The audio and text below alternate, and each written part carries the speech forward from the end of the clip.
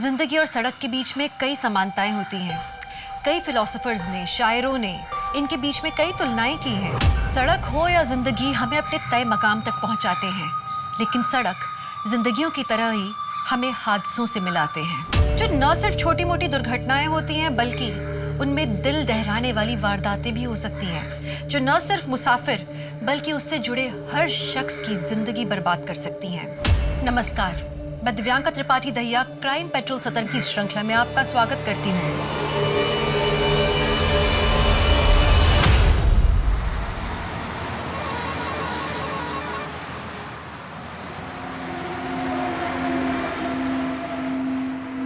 और क्या लाऊं साहब? क्या खाना बनाया है यार, मन करता है बनाने वाले का हाथ चूम लो। जाओ चूम लो, बुढ़िया है, 6 महीने से बना रही है। तो काम कर, तू ही चूम ले। क्या साहब? एक सेम प्लेट ऐसा पार्सल दे देना, घर ले जाऊंगा यार, बीबी खुश हो जाएगी। जरूर जरूर जरूर। चंद्रिका दी, आपके खाने की बहुत तारीफ हो रही है, बस यही स्वाद बनाए रखना, अगले महीने में आपकी पगार भी बढ़ा दूंगा।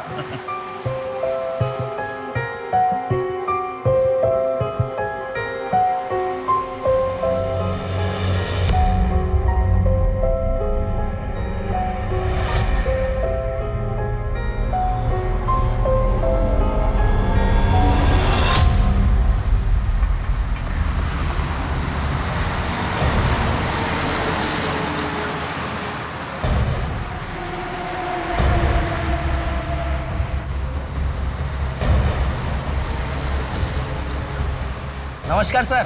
क्या बना थे छोटू? हेलो। चल खाना लगा दे फटाफट।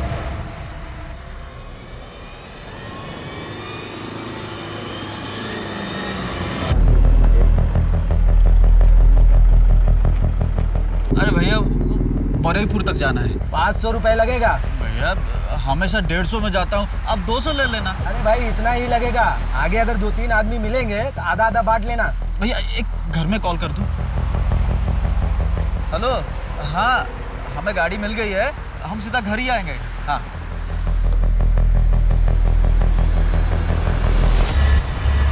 बारापुर जाने का लिफ्ट दे दो ना। हाँ हाँ बैठो।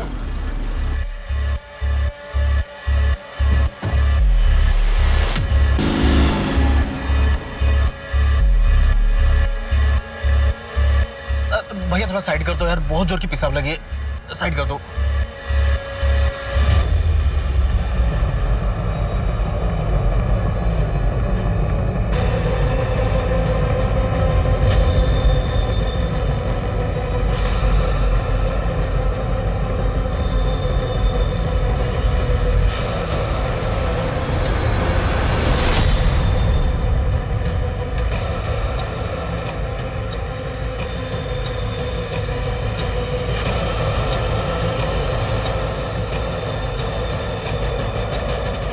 शोमिंदा, क्या बात है, आपके ढाबे के खाने का तो स्वाद ही बदल गया। खूब टेस्टी। क्या है कि मेरा पुराना कारीगर काम छोड़कर चला गया, बस ये बिहारी चाची मिल गई, बहुत जरूरतमंद थी और खाना बहुत ही टेस्टी बनाती हैं, बस मैंने ये किचन उनके हवाले कर दी। अच्छा जल्दी बताओ कितना हुआ? अरे सर, जो हमेशा देते हो वही दे दो। ये लीजिए। छोटू। हाँ सर। रागटा।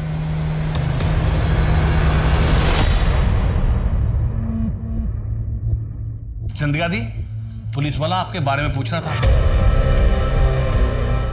अरे बोल रहा था कि आप खाना बहुत स्वादिष्ट बनाती हैं।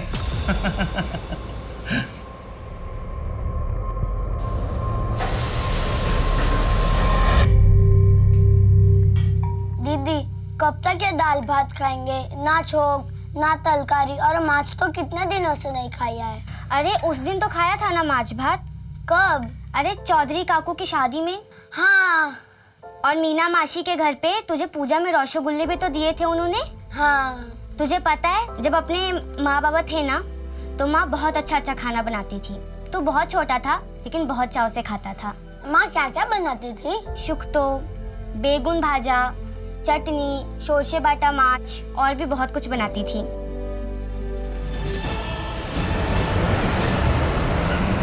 साबी मेरे पति हैं, टैक्सी चलाते हैं, सब कोलकाता गए थे लेकिन 2 दिन से घर वापस नहीं लौटे। इनका फ़ोन भी बंद आ रहा है और मैंने इनके सारे दोस्तों से भी बात की लेकिन कुछ पता नहीं चला। साहब मैं आपके हाथ जोड़ती हूँ। प्लीज मेरे पति को ढूंढ लाइए। देखिए आप रोइए मत, एंड डोंट वरी, हम पूरी कोशिश करेंगे आपके हस्बैंड को ढूंढने की। एक काम करो, इनकी एफआईआर दर्ज करो और इनसे इनके पति का मोबाइल नंबर लेके उसे सर्विलेंस पे डाल दो। अब देख तू इसे कैसे आउट करता हूँ। आउट है, तू आउट है। तूने चीटिंग की मेरे साथ, अब तो तू गया। करेगा अगली बार से। एक ही करो, छो रुको, मैं बाबा को बोल दूंगा, वो तुम भिखारियों को इस गली से ही भगा देंगे, फिर जाकर रहो नदी के उस पार। नहीं राजा, ऐसा मत करना। मिंटू बदमाश, कितनी बार कहा कि मारपीट मत किया कर। चल सॉरी बोल राजा को। सिर्फ माफी से काम नहीं चलेगा। सबके सामने तूने मुझे मारा, अब सबके सामने ही तुझे मुझसे मार खानी पड़ेगी, हारना पड़ेगा। पर राजा, मिंटू सॉरी बोल रहा है ना। बाबा अच्छा सुनो, मिंटू नहीं मान रहा तो तुम मुझे मार। अरे रुक, मैं तुझसे मार भी खा लूंगा और हार भी जाऊंगा।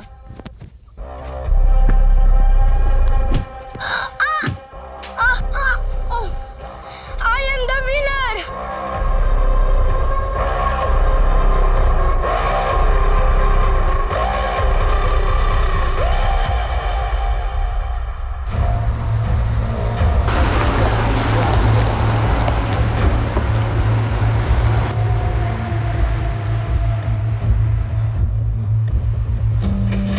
की खौफ है साहब?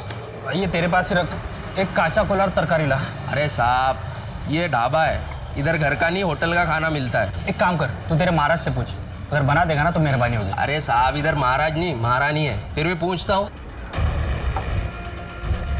ए मासी, एक ग्राहक आया है, काचा कोला और तरकारी चाहिए। ठीक है, बनाচ্ছি।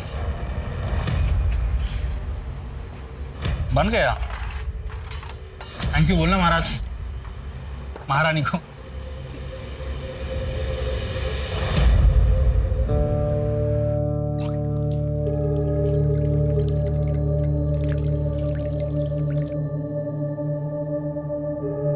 आपका 80 টাকা হয়েছে।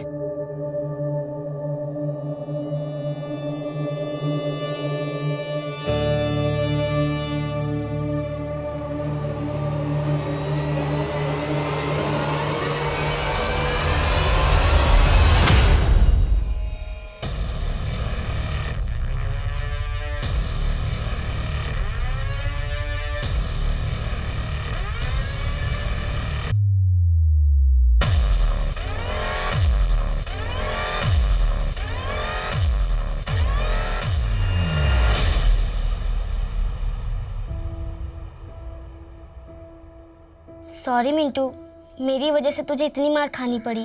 दीदी, मैं उस राजा को मार सकता था, लेकिन आपके वजह से मैंने मार खा भी लिया और हार भी गया। ऐसा कब तक होगा दीदी?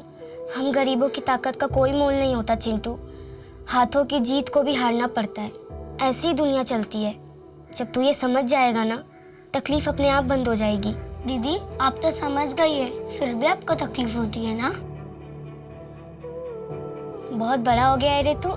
चल अब जल्दी से सो जा, बड़े होकर के क्या क्या करना है उसके सपने भी तो देखने हैं ना।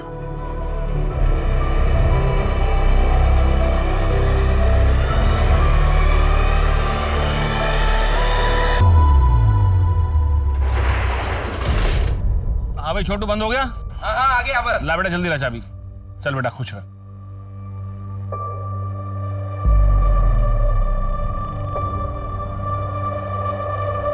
क्या बात है छोटू सेठ, लगता है अच्छी टिप मिली है। हाँ फिर तो क्या बोलता है, चलें मस्त मूड बनाते हैं, मौका भी है, दस्तूर भी है। और अबे तेरे अम्मा की उम्र की है, चल अपने उम्र की ढूंढते हैं। यस, ये हुई ना बात। चल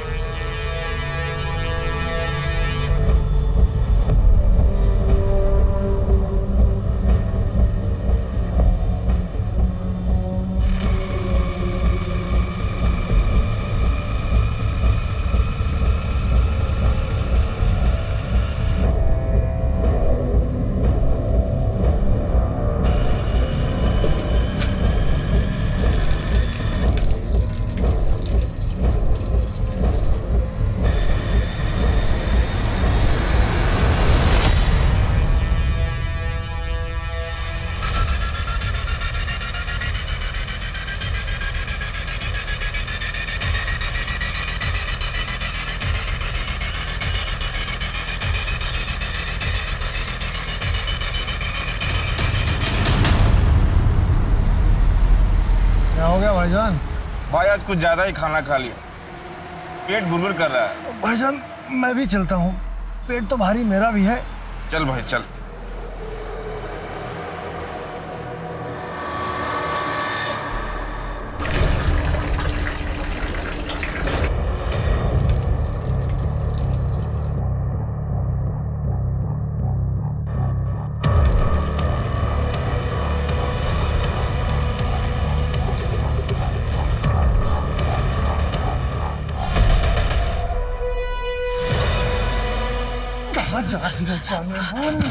कहाँ जाएगी तू भाग के? भाईजान गिराओ ना जल्दी। छोड़ो मुझे, भाईजान जल्दी। छोड़ो छोड़ो मुझे। भाईजान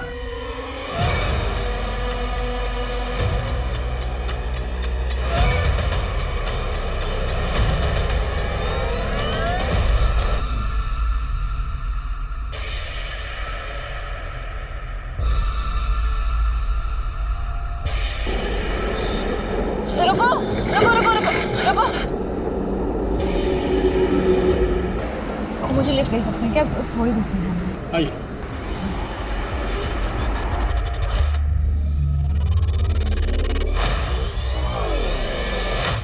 ऐसी क्या वजह थी कि एक जवान लड़की को एक बुजुर्ग महिला के भेस में काम करना पड़ रहा था? वो किसी से छुप रही थी या किसी को ढूंढ रही थी? दूसरी तरफ सुनसान रास्ते पर शराफत का स्वांग रचाकर लूटने वाले वो भेड़िए कौन थे? अपराधों का एक न थमने वाला सिलसिला शुरू हो गया था। अविश्वास का माहौल था, ऐसा लग रहा था जैसे कोई नकाब में अपना चेहरा छुपा के घूम रहा है। सवाल ये था कि इस अपराधों के भवंडर में कितनी तबाही मचने वाली थी।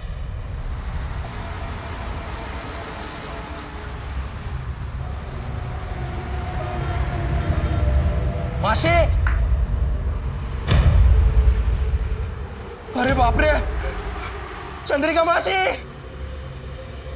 मासी, चंद्रिका मासी,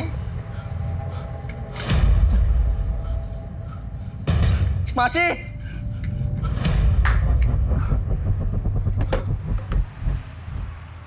शमन दादा,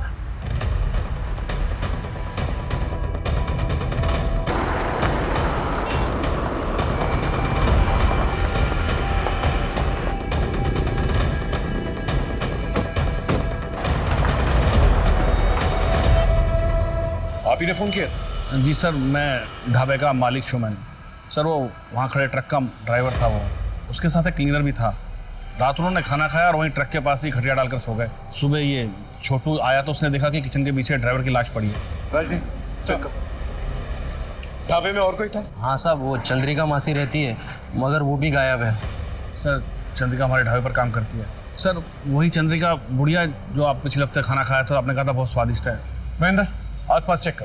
सर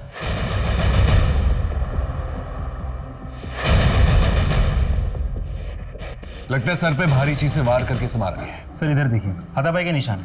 लगता है ड्राइवर और क्लीनर के बीच में झगड़ा हुआ होगा। ये चंद्रिका कहाँ गायब है? सर ऐसा भी तो हो सकता है कि मारपीट और हाथापाई की वजह से डर के वो भाग गई हो। ठीक है, बॉडी को जो है पंचनामे के बाद पोस्टमार्टम के लिए भिजवा दो। Right sir. शेखर तुम देखा नहीं?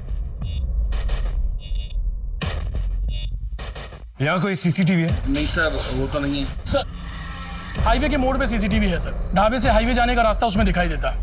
एक बात और सर, आसपास अच्छे से चेक किया लेकिन चंद्रिका और क्लीनर दोनों नहीं मिले। कोई मर्डर वेपन? नहीं सर। ठीक है, काम करो, फुटेज निकालो और ट्रक के ओनर से पता करो ये क्लीनर है सर। आखिर ये चंद्रिका और ये क्लीनर दोनों गायब हुए तो कहाँ है?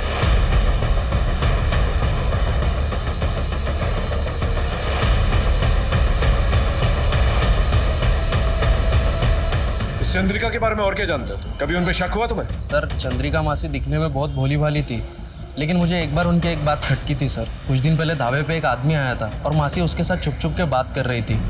ऐसा लग रहा था लंबे समय से एक दूसरे को जानते। कौन था वो आदमी? पता नहीं सर। उनका कोई आइडेंटिटी कार्ड है? सर एक आधार कार्ड दिया था, उसकी फोटोकॉपी है मेरे पास। एक मिनट लेकर आता हूँ। चंद्रिका हवलदार, सर ये तो बंगाली। लेकिन आपने तो उस दिन कहा था कि वो बिहार से आई है। सर ज़्यादा ध्यान से देखा नहीं, जैसा कहा मैंने उसे मान लिया, लेकिन सर ये बहुत दयनीय स्थिति में थी। परवेज सलीम के ट्रक का क्लीनर है, लेकिन सलीम के मर्डर के बाद से ही परवेज गायब है। लेकिन चंद्रिका के गायब होने में सलीम के मर्डर का क्या लेना देना? सर ये सीसीटीवी फुटेज। सर ये ढाबे के पास वाले हाईवे की सीसीटीवी फुटेज है। सर ये लड़की इतनी रात गई इधर क्या कर रही है अकेली? ये शायद ढाबे की तरफ से आ रही है।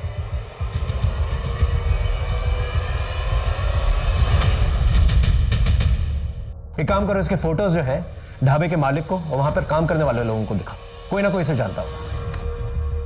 और ये ट्रक शहर की तरफ जा रहा है, इसकी भी डिटेल्स निकलवा। एक काम करो, चंद्रिका के आधार वाले एड्रेस पे जाओ, वहां से कुछ क्लू मिलेगा। सर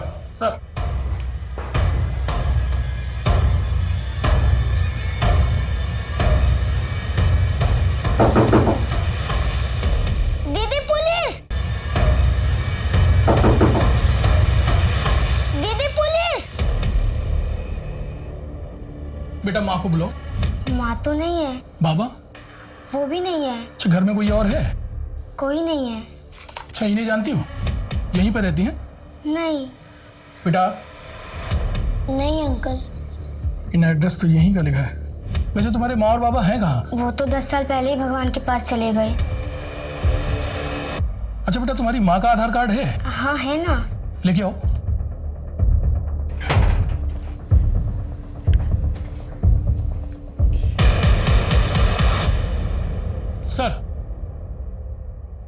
सर चंद्रिका के एड्रेस पर पिछले 10 साल से 2 अनाथ बच्चे रहते हैं। वो तो चंद्रिका को जानते भी नहीं है सर। उनके घर से सर ये आधार कार्ड्स मिले।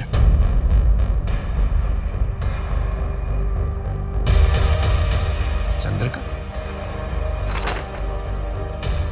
नाम नंबर सब कुछ सेम है, लेकिन फोटोज अलग अलग है। इसका मतलब वो बूढ़ी औरत इस आधार कार्ड का इस्तेमाल करके वो ढाबे पे काम कर रही थी। लेकिन क्यों? ये चंद्रिका की मिस्ट्री बढ़ती जा रही है। आखिर ये है कौन और गई कहां?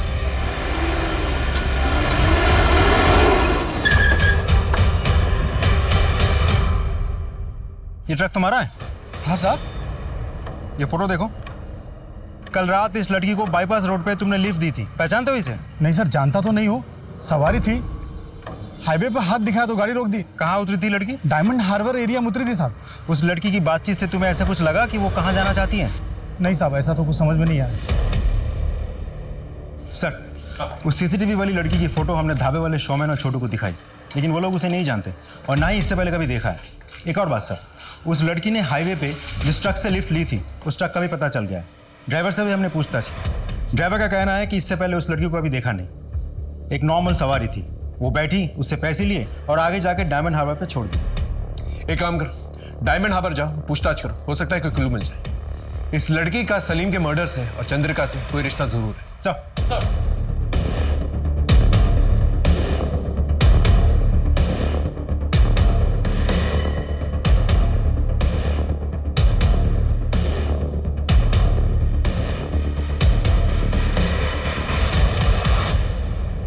टिया, टिया, ये लो, अगले हफ्ते और लाऊंगा। पर इतने से एक हफ्ते में गुजारा कैसे चलेगा? शुक्र मनाओ, इतना तो मिल रहा है, वरना भूखा मरना पड़ता।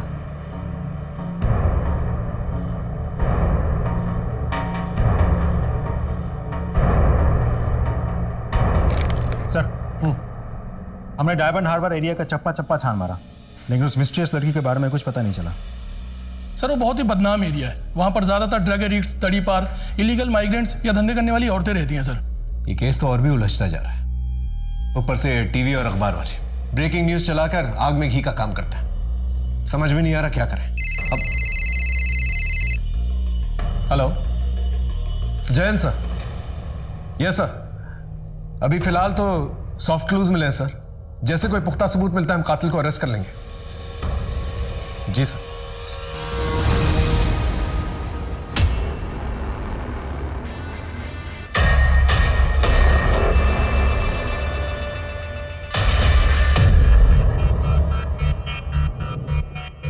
शौमेन दादा, शौमेन दादा, हेलो सर मैं वेलकम ढाबे का मालिक शोमैन बोल रहा हूँ। हाँ शोमैन बोलो। वो ट्रक का मिसिंग क्लीनर पानी की टंकी में मिला है। क्या सर वो बहुत जख्मी है, उसकी हालत बहुत खराब है। तुम लोग तुरंत उसे पास वाले हॉस्पिटल में लेके जाओ। আমরা এখনই আসছি। डॉक्टर साहब जी प्लीज। डॉक्टर साहब सिचुएशन क्या है? बहुत सीरियस है और थोड़ी देर हो जाती तो यहाँ लाने से पहले ही डेथ हो जाती। वो बच तो जाएगा ना? कोशिश कर रहे हैं। उससे बात कब कर सकते हैं? रिकवरी पर डिपेंड करता है, मैं आपको इन्फॉर्म कर दूंगा। Okay sir, thank you. ये क्लीनर तो मिल गया, एक बार ये नकली चंद्रिका भी मिल जाए तो केस क्लियर हो जाएगा। एक काम करो, वो असली चंद्रिका का जो आधार कार्ड है उसके एड्रेस पे चलते हैं, पूछताछ करते हैं। आई एम श्योर कोई ना कोई तो उसे जानता होगा। चल ठीक है, टेंशन मत ले। अरे बोला ना एक बार काम हो जाएगा। चल फोन रख। पिस्टल चाहिए। पैसे हैं?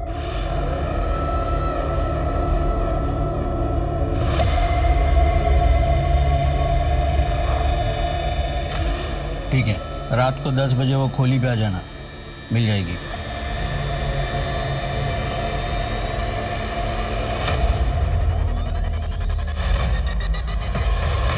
नहीं गाड़ी मत रुकना। मजबूर सा लगता है, शायद उसे किसी मदद की जरूरत हो। सर माँ बहुत बीमार है, डॉक्टर को बुलाने जा रहा हूँ पर कोई लिफ्ट नहीं दे रहा। क्या आप प्लीज। अच्छा रोइए मत, बैठिए आप, कुछ नहीं होगा आपकी माँ को। धन्यवाद सर।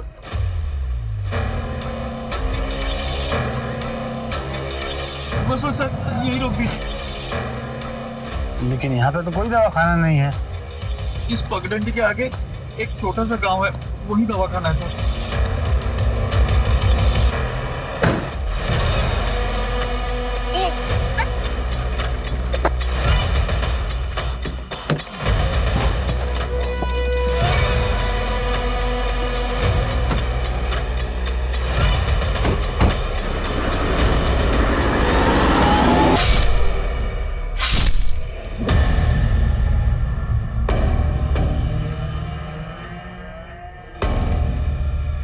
मैं पैसे लेके आई हूँ, जल्दी से मुझे पिस्टल दो, मुझे जाना है। ये क्या कर रहे हो तुम? दरवाजा खोलो। अरे छोड़ो मुझे। ये क्या कर रहे हो तुम? छोड़ो।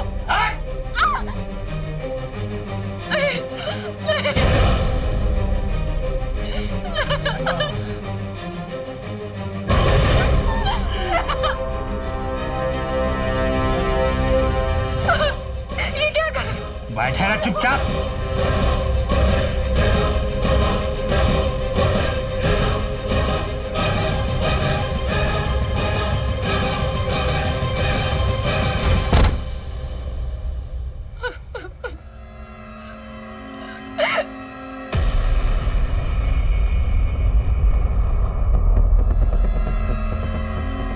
सर उन बच्चों के पास विपिन नाम का एक आदमी आता है, शायद उनके माँ का दूर के रिश्तेदार है। माँ बाप के मरने के बाद से वही उनका ख्याल रखता है। Thank you sir. एक नई इंफॉर्मेशन मिली।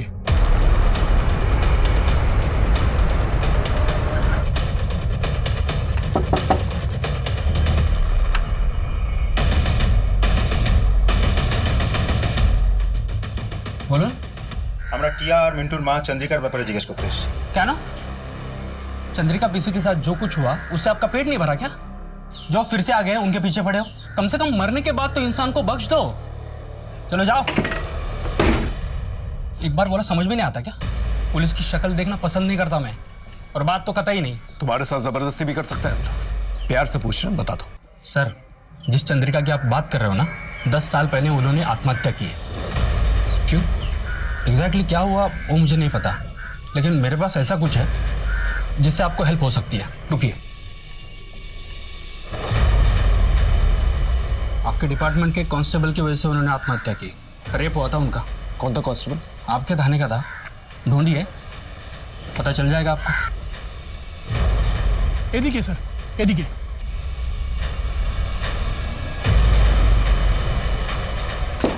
मिंटू, टिया। अरे सर आप? मिंटू कहाँ है? मिंटू? हाँ कैसे हो बेटा? दीदी। घबराने की जरूरत नहीं, ये लो, मैं तुमसे दोस्ती करना है, ले लो। ले लो। ये लो। बेटा तुम यहाँ पर अकेले रहते हो? हाँ। विपिन दादा के अलावा और कोई नहीं आता तुम लोगों से मिलने? नहीं।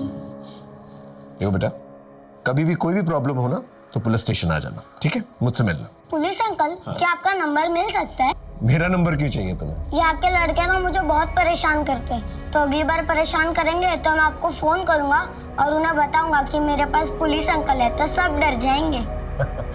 ठीक है, ख्याल रखना।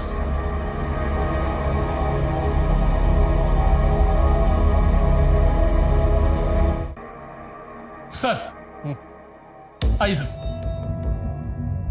सर ये पांडा जी हैं, इसी पुलिस स्टेशन से 4 साल पहले रिटायर हुए। सर कैमरा बोलो उससे। बताइए सर, चंद्रिका के बारे में और क्या इन्फॉर्मेशन है आपके पास? सर चंद्रिका ने मेरे पास आके उसके पति की गुमशुदा होने की रपट लिखवाई थी। हर दिन आके रोती थी, फिर अचानक से गायब हो गई, उसका कुछ पता ही नहीं था। कुछ दिनों बाद उसका एक दूर का रिश्तेदार एक खत लेकर आया और कहने लगा कि चंद्रिका के साथ प्रशांत मित्र नाम के एक हवलदार ने रेप किया और इस सदमे में आके चंद्रिका ने आत्महत्या कर ली। पर सर इस प्रशांत मित्र नाम का कोई भी हवलदार हमारे थाने में नहीं था। हमने काफी छानबीन की, फिर उसके बाद इस फाइल को बंद कर दिया। सर ये रही उस केस की फाइल। सर डॉक्टर का मैसेज आया, परवेज क्लीनर को होश आ गया है।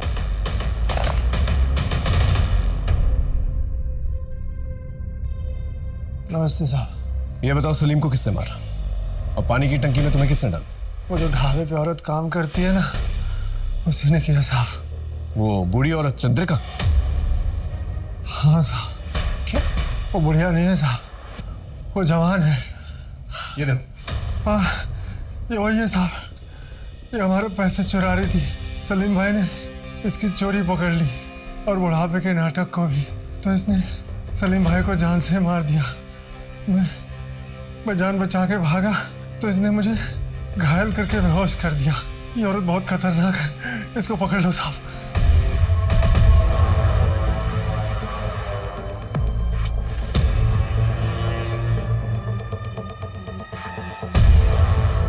उफ, क़यामत। हाय हाय।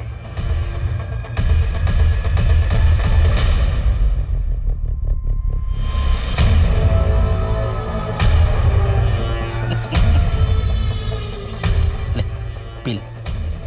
अरे पी पी।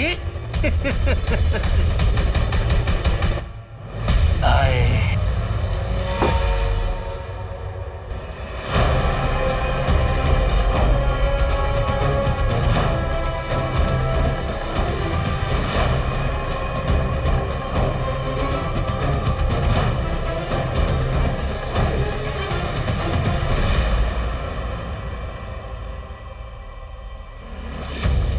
मुझे देख के रास्ता खाली किया कर। क्यों? रास्ता तूने खरीद लिया है क्या? ज्यादा ऊंची आवाज में बात मत कर, बाबा को बुला दूंगा। अब मैं तेरे बाबा से डरता नहीं हूँ, तो क्या मेरे पास पुलिस अंकल है?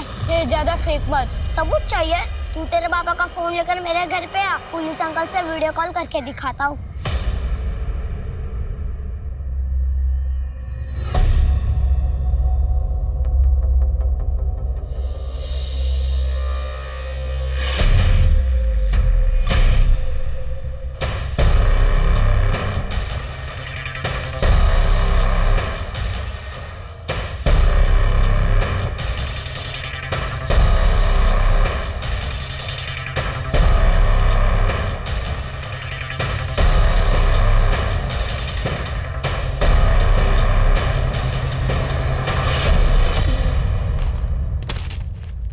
चलिए नंबर डायल कर फटाफट। वीडियो को। अरे मिंटू। जय हिंद सर। कोई प्रॉब्लम? नहीं सर, ऐसे ही फोन किया। अरे मिंटू ऐसा फोन मत किया करो। हाँ, कोई प्रॉब्लम होगी तो जरूर फोन करना, मैं तुम्हारी हेल्प करूंगा। ओके, अपनी पढ़ाई पे कंसंट्रेट करो। हाँ सर। ठीक है। एक मिनट मिंटू, वो पीछे तुम्हारे जो फोटोग्राफ है, जरा उसके पास जाना, दिखाना मुझे। ये तुम्हारी फैमिली फोटोग्राफ है ना? हाँ सर। फोटो में तुम दोनों के अलावा ये पीछे बड़ी लड़की कौन है? Okay okay, bye sir. Phone काट दिया। आई एम श्योर इस लड़की का कुछ लेना देना जरूर है इससे। शायद विपिन को पता होगा। सर मिंटू और टिया की एक बहन भी थी, जो उनसे 10-12 साल बड़ी थी। बचपन से उसकी दिमागी हालत ख़राब थी, इसलिए उसको मेंटल असाइलम में डाला था। सिर्फ चंद्रिका जानती थी कि वो लड़की कहाँ है और कैसे है। चंद्रिका के मरने के बाद मैंने भी उस लड़की को ढूंढने की कोशिश नहीं की, क्योंकि पहले से 2 बच्चे मैं पाल रहा था। वो बहुत बड़ी बात थी मेरे लिए। ठीक है, कोई भी खबर मिले तो प्लीज हमें बताना। जा। राजीव ये झूठ बोल रहा है। आसपास के मेंटल असाइलम से पता करो, और ये जितने भी पड़ोसी हैं ना, उनसे पूछताछ करो। कोई ना कोई तो जरूर कुछ जानता होगा। Right sir. चल।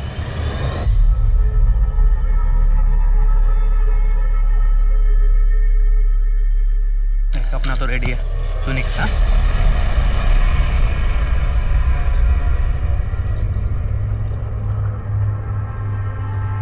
क्यों सेठ, पसंद नहीं आई मैं आपको? पसंद तो बहुत है, लेकिन उतने पैसे नहीं है मेरे पास। मुझे भी तो बहुत पसंद आया सेठ। चलेगा? चल आओ सेठ। अरे आओ ना। आज तो आपको मैं जन्नत की सैर कराऊंगी, वो भी मेरे स्टाइल में। अब देखो चमेली का जादू। लेकिन मजा आना चाहिए। हाँ हाँ बिल्कुल, आप बस देखते जाओ कि ये चमेली क्या क्या करती है। ये क्या कर रही हो? लेकिन बस थोड़ा और इंतजार। बड़ा अजीब स्टाइल है यार। हाँ ये अपना स्टाइल है। क्या बात है, जल्दी करो जो करना है वो। मैं तो एकदम प्यासा प्यासा हो रहा हूँ। अरे अरे मार क्यों रही हो? ठीक है ठीक है, हमें जाना चाहिए। सर मेरा दोस्त छोटू कल रात से गायब है। अरे दोस्त पोस्त से मिलने गया होगा, 24 घंटे वेट करो, देखिए की करा जाए। की नाम बोले? सर छोटू। कहाँ काम करता है? सर ढाबे पे काम करता है। ढाबा? कौन सा ढाबा? Sir welcome dhaba. कहाँ से गायब हो? सर हम सोनागाछी गए थे। सर मैं तो अपनी रेगुलर वाली के साथ गया था, पर सर जब मैं वापस आया तो पता लगा छोटू किसी नई लड़की के साथ गया है। सर जब मैंने पता किया तो उस लड़की का नाम और पता किसी को कुछ नहीं मालूम था। सर मैं थकार के घर आ गया। मैंने सुबह में उसको फिर से फ़ोन किया, रिंग बज रही थी पर उसने उठाया नहीं। सर एक काम करो, सोनागाछी रोड जा और वहाँ के दलाल को उठा के लेके, और ये छोटू का फ़ोन जो है सर्वेलेंस में डाल। Right sir. सर साहब मेरे भैया और भाभी 2 दिन से गायब है साहब। साहब उनका फ़ोन भी बंद आ रहा है। कहाँ से गायब हुए? बारहवीपुर से 12-7 आ रहे थे, वहाँ से निकले तो सही पर यहाँ नहीं पहुँचे। आप एक काम करो, अपने भैया और भाभी की फोटो उनके डिटेल्स के साथ एफआईआर दर्ज करवा दो। एक बात समझ में नहीं आ रही, ये हाईवे के 10 किलोमीटर के रेडियस में ऐसा कौन सा ब्लैक होल है कि एक के बाद एक आदमी गायब हो जा रहे हैं? वहाँ की पेट्रोलिंग बढ़ा दो। बताता हूँ साहब, बताता हूँ साहब। कल रात एक भले घर की लड़की मेरे पास आई और गिड़गिड़ाने लगी कि उसकी माँ की तबीयत बहुत खराब है, इलाज के लिए पैसे चाहिए। साहब उसका नाम पता मुझे कुछ नहीं मालूम साहब। उसकी शक्ल याद है तुझे? हाँ साहब। स्केच बनवा सकता है? साहब स्केच आर्टिस्ट।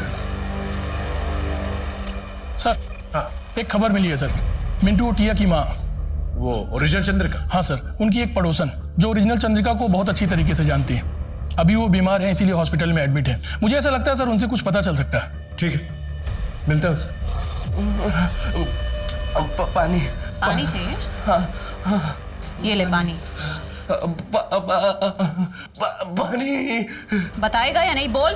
बताता हूँ, सब सच सच बताता हूँ। पानी दे दो। आप मिंटू और टिया की पड़ोसी हैं। उनकी माँ चंद्रिका, उनकी एक बड़ी बेटी भी थी, उसके बारे में क्या जानती हैं? निशा चंद्रिका की सबसे बड़ी बेटी थी। वो बहुत ही टैलेंटेड लड़की थी, शांति निकेतन पढ़ने जाती थी। चंद्रिका का पति एक ट्रक ड्राइवर था, अच्छा खासा कमा लेता था। 10 साल पहले चंद्रिका का पति और ट्रक दोनों गायब हो गए। चंद्रिका के ऊपर और उसके परिवार के ऊपर दुख का पहाड़ टूट पड़ा। चंद्रिका अपने पति की पूछताछ करने के लिए पुलिस स्टेशन जाया करती थी। उसके साथ 1-2 बार मैं भी गई थी। साहब আমার ঘরে ছোট ছোট বাচ্চা, যদি पति ना मिला तो वो अनाथ हो जाएंगे। अरे हमने कहा ना, पूछताछ कर रहे हैं, जब पता चल जाएगा घर पे आके बता देंगे। कौन जाओ।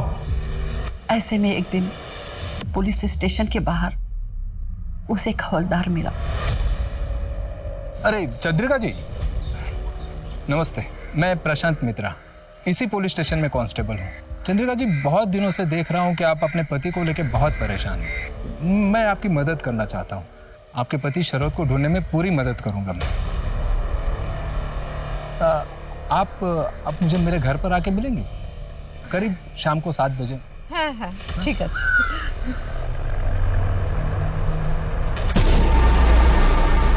और फिर चंद्रिका के साथ उस हवलदार ने जबरदस्ती की।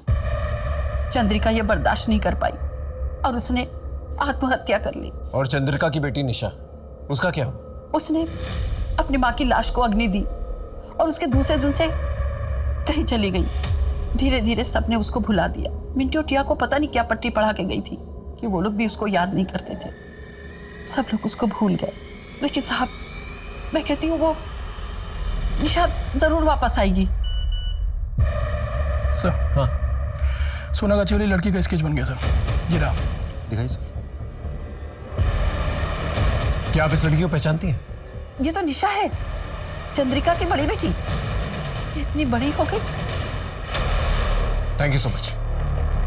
सर, ये तो वही लड़की है जिसने बुढ़िया बनकर चंद्रिका के नाम से ढाबे पे काम करना शुरू किया था। इसका मतलब निशा चंद्रिका अपनी माँ का आधार कार्ड यूज कर रही थी, अपना फोटो डाल के, और ढाबे पे काम कर रही थी। लेकिन क्यों? वो अपने माँ बाप का बदला लेना चाहती थी, लेकिन किससे? आखिर निशाने पे था कौन? कुछ तो वजह होगी। सर, छोटू का मोबाइल सर्वेलेंस शुरू हो गया है और सारे कोऑर्डिनेट्स डायरेक्ट यहाँ शेयर हो रहे हैं। एक काम करो, परवेज के पास जो कांस्टेबल खड़ा है ना, उसे अलर्ट करो जल्दी। नहीं सर, फोन स्विच ऑफ आ रहा है। चलो।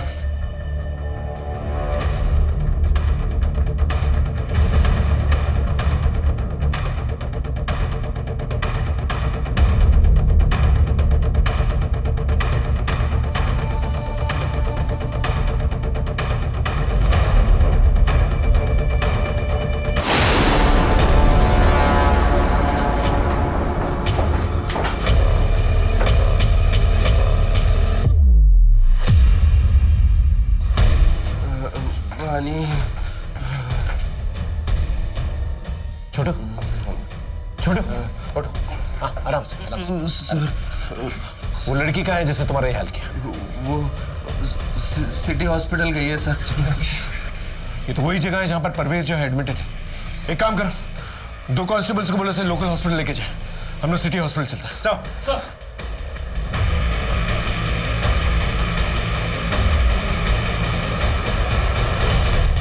निशा, गोली मत चलाना।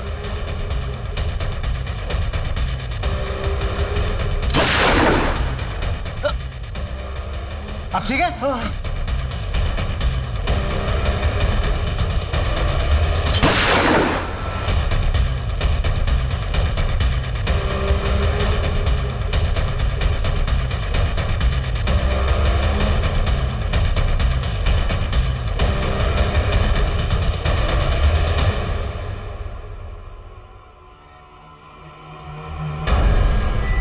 तुम मुझे गोली भी मार सकती थी और वहां से भाग भी सकती थी।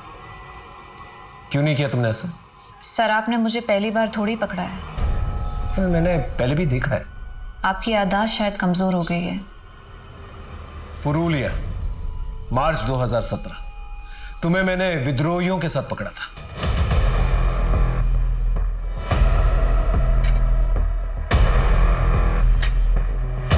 इन राइफल्स को वैन में रखो।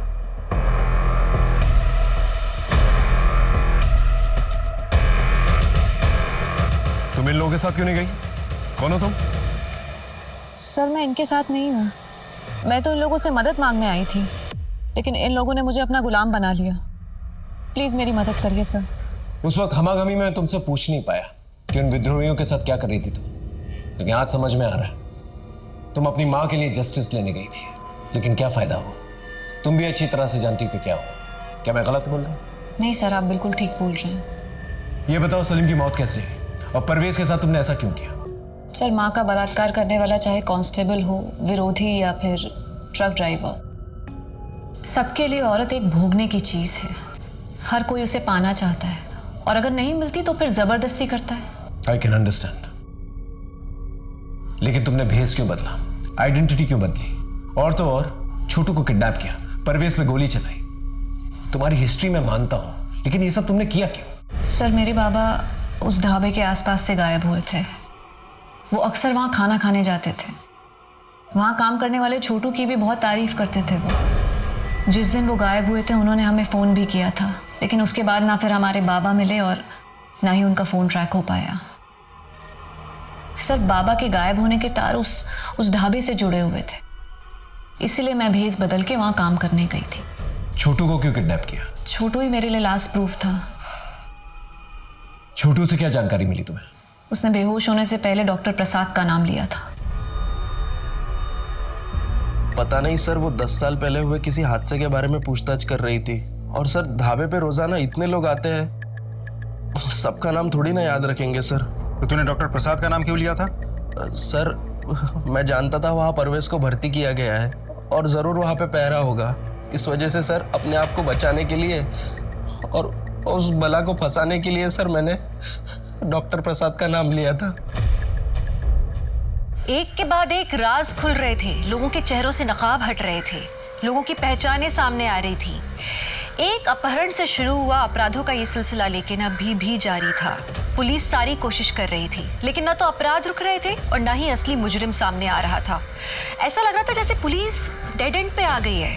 लेकिन अचानक ऐसा कुछ हुआ जिसने तहकीकात को एक नया मोड़ दे दिया।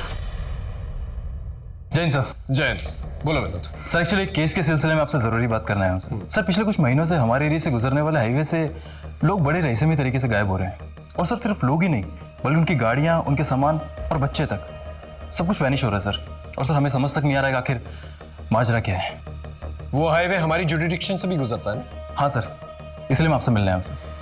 महेंद्र एक काम करो, हाईवे की एंट्री पॉइंट पे ना नाकाबंदी करवा दो और तुम अपने एग्जिट पॉइंट पे और आने जाने वाले जितने भी लोग हैं उनका एक रजिस्टर मेंटेन करो और आपस में मैच करो। उस पूरे एरिया में पेट्रोलिंग बढ़ा दो। जितनी भी दुकानें हैं, ढाबे हैं, सबको चेक करो। ये कोई बर्मुडा ट्रायंगल तो है नहीं कि गाड़ी समेत इंसान गायब हो जाए। एक मिनट। हाँ बोलूं? जैन जी,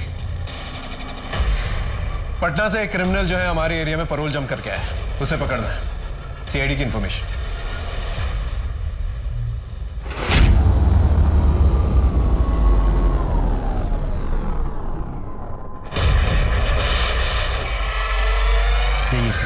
ओ नरेंद्र ओझा, पकड़ो से। काम भागेगा? हाँ? हाँ, पटना से यहाँ पर छुपकर बैठा हुआ है। हाँ? चल लेके चलो, चल। सर नरेंद्र ओझा को बिहार पुलिस को हैंडओवर करने से पहले उसके कॉल रिकॉर्ड्स, चैट हिस्ट्री, ये सब कुछ हमने बहुत अच्छे से चेक कर लिए हैं। एक बहुत इंटरेस्टिंग इन्फॉर्मेशन सामने आई है। ये नरेंद्र ओझा कुछ ऐसे लोगों के संपर्क में है जिन्हें अगर हम रंगे हाथों पकड़ ले तो बहुत बड़े रहस्य का पर्दाफाश हो सकता है। Good job Rajdeep. Thanks. Are you ready? Sir.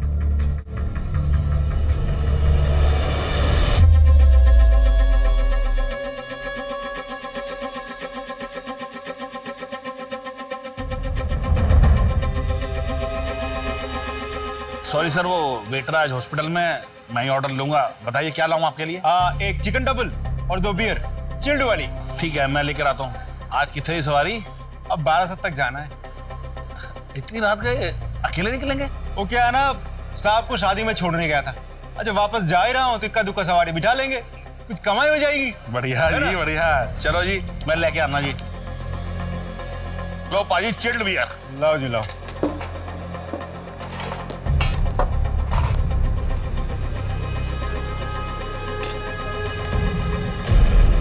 और कितने गए पाजी? आया जी आया। दसो जी कितने पे? 900 रुपये हो जी। लो जी। हेलो जी, सत श्री अकाल जी। हेलो, हाँ हाँ, ग्राहक निकल गया, ध्यान रखना। Okay bye.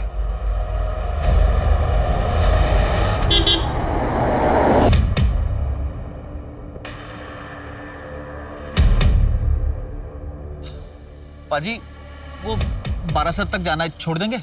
अरे बिल्कुल छोड़ देंगे, बैठो जी। पाजी एक कॉल कर दूं? कर लो कर लो।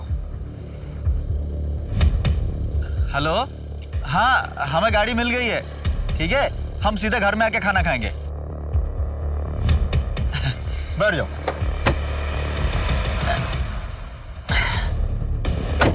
हमारा साथ जाने का। जी बैठ जाओ, जी बैठ जाओ। ठीक है ठीक है।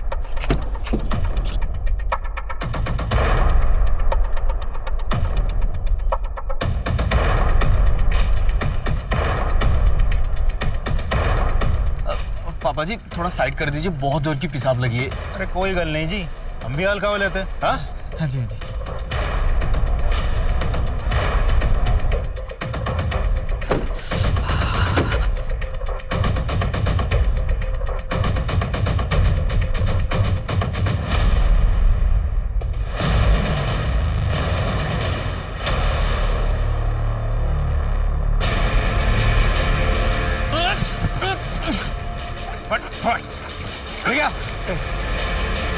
बोल किसके लिए काम करता है? बोल वरना गोली चला दूंगा। बोल। डॉक्टर नरेंद्र ओझा। चल चल। डॉक्टर नरेंद्र ओझा, पवन, मदन और प्रकाश, इन तीनों को रंगे हाथों पकड़ा है हम लोगों ने, और तीनों ने कबूल किया है वो तीनों तुम्हारे लिए काम करते थे। अब सीधे सीधे बोलेगा या मार खा के बोलेगा? साहब 10 साल पहले मेरा एक अस्पताल था, छोटा सा। पैसा थोड़ा बहुत कमा लेता था, पर मेरे हिसाब से जितनी मेरी उम्मीद थी बहुत कम। तो मैंने एक गैंग बनाई, ढाबे वाला शोमैन और वो छोटू। उनके पास रात में जो लोग खाना खाने आते थे उनसे बातों बातों में सारी जानकारी निकाल लेते थे वो लोग। और जैसे ही वो लोग ढाबे से निकलते थे उसके बाद हम उन्हें किडनैप करते थे। फिर डॉक्टर प्रसाद की मदद से मैं उनकी आँखें, किडनी और बाकी सारी जितने भी ऑर्गन्स हैं जो काम के हैं, जिनसे हम पैसा बना सकते हैं, निकाल लेते थे। और हाँ, वो गाड़ियाँ, उनको हम डिसमेंटल करके स्पेयर पार्ट्स यूपी बिहार में बेच देते थे। और कितने लोगों को शिकार बनाया तुमने? ठीक से याद नहीं है, पर कुछ 100-125 लोगों की शिकार की होगी। इसे जानते हो? हाँ साहब, इसे कैसे भूल सकता हूँ। इसका पति तो पहला शिकार था साहब। किडनी का बहुत पैसा मिला था इसका।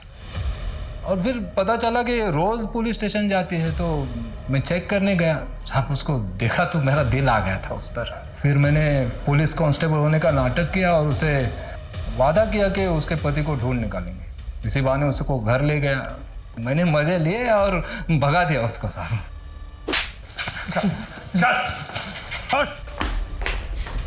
ये है वो जिसने तुम्हारे बाबा को मारा है और तुम्हारी मां के साथ अत्याचार किया।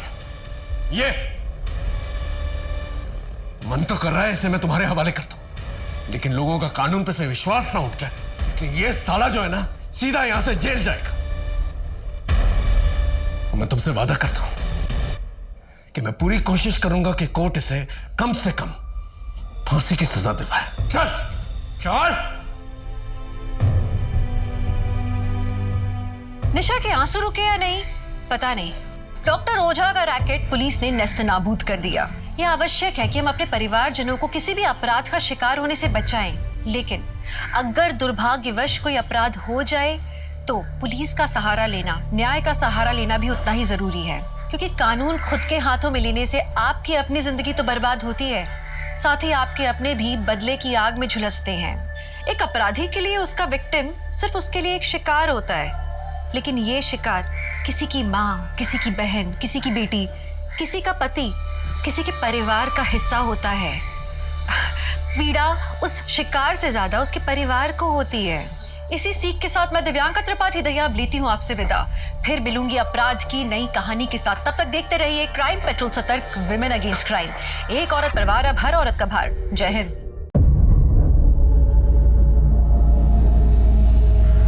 वो बंद खाली कमरा कभी उसकी हंसी से खिलखिलाता था, लेकिन आज उसका सन्नाटा हमें काटता है। जब वो यहाँ थी तो उस कमरे में एक अलग सी रौनक लगी रहती थी।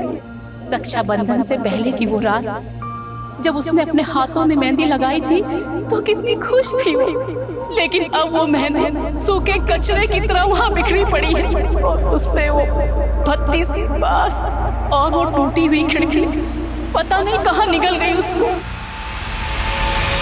नमस्कार, मैं दिव्यांका त्रिपाठी दहिया क्राइम पेट्रोल, सतर्क, विमेन अगेंस्ट क्राइम की इस श्रृंखला में आपका स्वागत करती हूँ।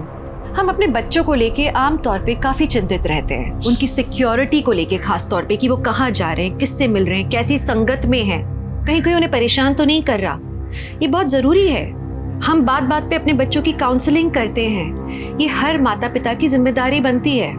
बच्चों का ख्याल तो आप अच्छे से रख लेते हैं, लेकिन आपके खुद के मन का क्या? कई बार बड़ों की मनोस्थिति का असर सीधे बच्चों के मन पर पड़ता है। माता पिता की मन की पेचीदगियाँ, उनका डर, ये बच्चों के लिए कई बार खतरनाक साबित हो सकता है।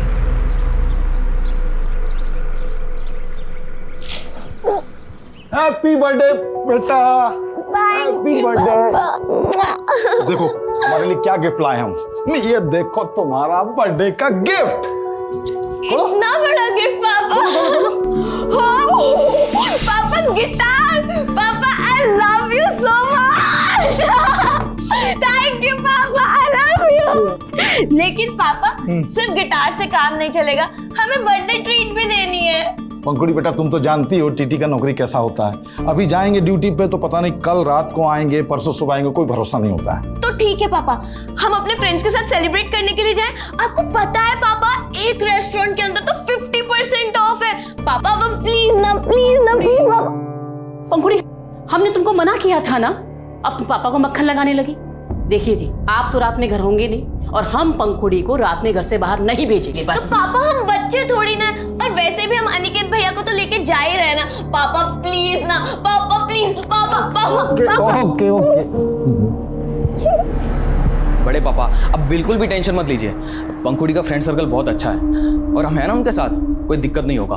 हाँ ठीक है, लेकिन रात को टाइम से घर आ जाना, समझ गए ना? पापा कहाँ है तुम्हारे? भैया हमारा उम्र बड़ा लंबा है, जैसे आपने याद किया वैसे हम चले आए। ठीक है ठीक है। जनक से किराया लिया इस महीने का? हाँ परसों ही ले लिया था, लेकिन भैया इस बार हमको थोड़ा जरूरत था तो इस महीने किराया हमने रख लिया, अगले महीने का आप रख लीजिएगा। सौम्या, पिछला महीना का भी पूरा किराया तुम रख लिए थे।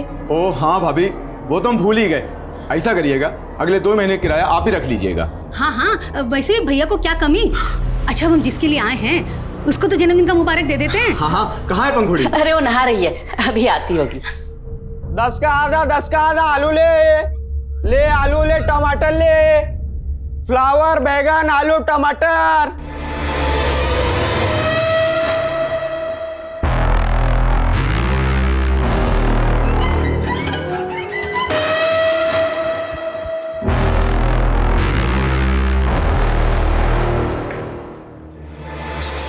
ही Pankhudi, hi, wish you many many happy returns of the day. अरे मिनी मिनी नहीं, many many happy returns of the day होता है। अच्छा हाँ वही, तुमको पता है मैं भी ना तुम्हारे जैसा एकदम फराटेदार इंग्लिश सीख रहा हूँ। अच्छा हाँ रुको बताता हूँ।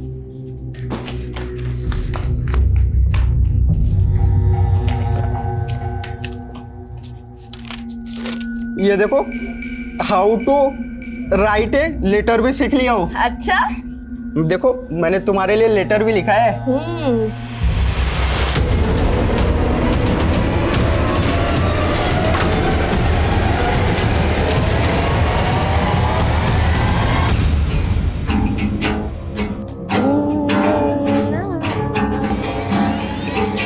अरे नहीं नहीं नहीं, रुको रुको, बहुत बेसुरा बजा रही हो तुम दोनों यार।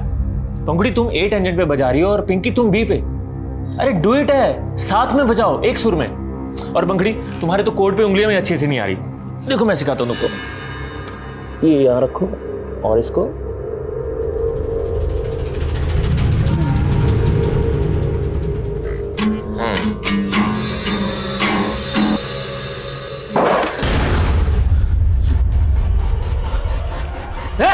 कौन ले रहा है? कौन ले रहा है?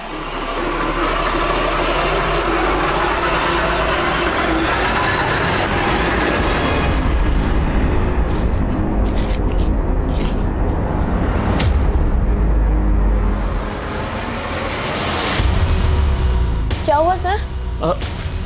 कुछ नहीं, अरे ऐसी किसी ने मस्ती की होगी। अच्छा ये सब छोड़ो, तुम्हारा बर्थडे है ना आज, तो तुम्हें तैयारी भी करनी होगी। हाँ सर, लेकिन आप पार्टी में आ रहे हो ना शाम को? अरे बिल्कुल आएंगे। Okay bye sir. Okay bye.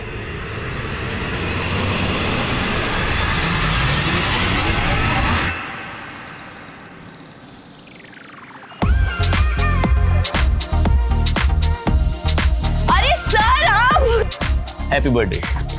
Thank you sir, thank you so much. God bless you. Thank you. अब तो सब आ गए, केक कट किया जाए। अरे हाँ, निकी और पूछ नहीं यार, सुनो ना, मेरा एक फ्रेंड आने वाला है, मैं उसे कॉल करके आती हूँ। प्लीज प्लीज, तब तक तुम ये सब देखो ना, प्लीज। तब तक हम लोग केक की तैयारी करें। केक लेकर आ रहा हूँ, केक लेकर आ रहा हूँ। हेलो, हाँ बस निकल रहा हूँ।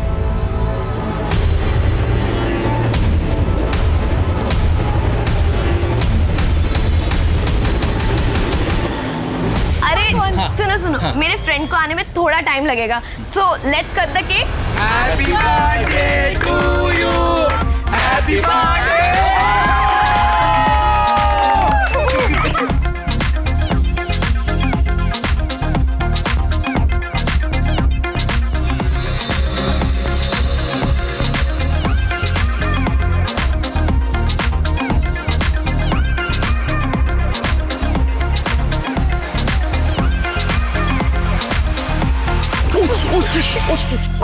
I'm sorry. अरे I'm sorry. It's okay sir, it's okay. अरे no, it's not okay. तुम्हारा बर्थडे है और तुम ऐसी ड्रेस में रहोगी गीली। एक मिनट रुकना, प्लीज 1 मिनट रुकना। You know पंखुड़ी, मैं तुम्हारे लिए गिफ्ट में ड्रेस ही लेके आता। ये पहन लो ना प्लीज, अच्छा लगेगा। No sir, it's really okay. वैसे भी थोड़ा सा ही तो गिरा है। Excuse me sir.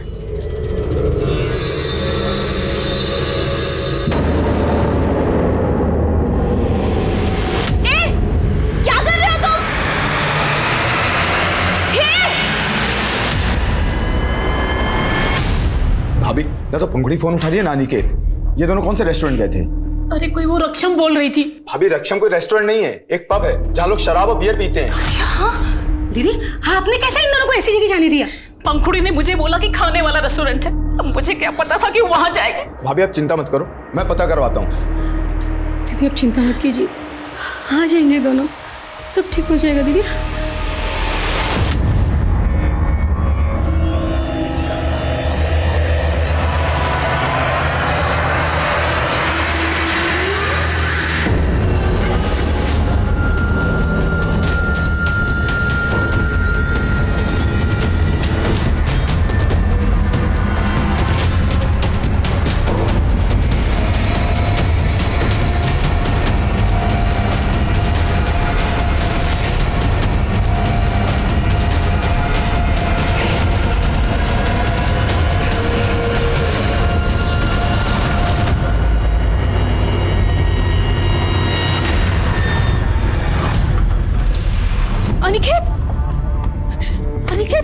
पंखुड़ी कहाँ है? तू अकेला है? क्या पंखुड़ी नहीं पहुंची? अरे वो तेरे साथ आने वाली थी, कहाँ रह गई? और तूने क्या शराब पी रखी है ये? बड़ी माँ, हमने थोड़ी सी बियर पी ली थी। तेरे बड़े पापों ने तेरे भरोसे उसको भेजा था और तू कहाँ छोड़ के आ गया मेरी बच्ची को? मेरी बच्ची कहाँ है? मेरी बच्ची कहाँ?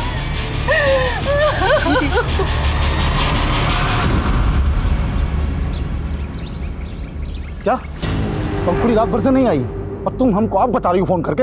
हम तो अनिकेत के भरोसे छोड़े थे उसे, लेकिन वो हाँ भैया, अरे भैया हम खुद अनिकेत का भी खालू घेड़ा है, लेकिन भैया उसको नहीं मालूम कि पंखुड़ी कहाँ चली गई। तुम बेवकूफ हो क्या एकदम? घर पे बैठे आराम कर रहे हो, जाके पुलिस स्टेशन में कंप्लेंट लिखवा पहले।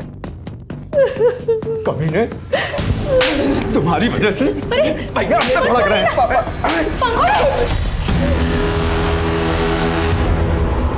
पंखुड़ी, बेटा बेटा, ये तुम्हारे कपड़े, ये क्या हुआ तुमको बेटा? पंखुड़ी कपड़े क्या हुआ मेरे बेटा? बैठा उसको, बैठा इधर ले चलो। कहाँ थी बेटा तुम रात में? बेटा कहाँ थी तुम? कहाँ थी? ये क्या हुआ तेरे साथ? कहाँ थी तू रात भर? इन तुम्हारे कपड़े ये सब कैसे हुआ? हाँ, हमें कुछ भी याद नहीं है। कुछ भी याद नहीं? बेटा कुछ तो याद होगा, बोल ना, बता ना। बेहोश पड़े हुए थे, हमें होश आया तब हम सड़क के किनारे पड़े हुए थे। उसके बाद हमने ऑटो किया, हम यहाँ चले आए। इसके अलावा हमें कुछ भी याद नहीं है। अरे पर तू तो पार्टी में गई थी ना, तो फिर सड़क किनारे और ये तुम्हारा हाल? अरे कहीं नशा बसा तो नहीं कर लिया? अरे इतनी बिगड़ गई है तू? उन्हें एक झटके में हमरा और अपने पापा का भरोसा तोड़ दिया है? नहीं माँ, हमने कोई नशा वशा नहीं किया था। हमने बस थोड़ी सी ब्रीजर पी थी। क्या उसके बाद क्या हुआ हमें कुछ भी याद नहीं है। हमें माफ करते हुआ पर हमें सच में कुछ भी याद नहीं है। पंखुड़ी बेटा पंखुड़ी पंखुड़ी उठ बेटा उठ पंखुड़ी।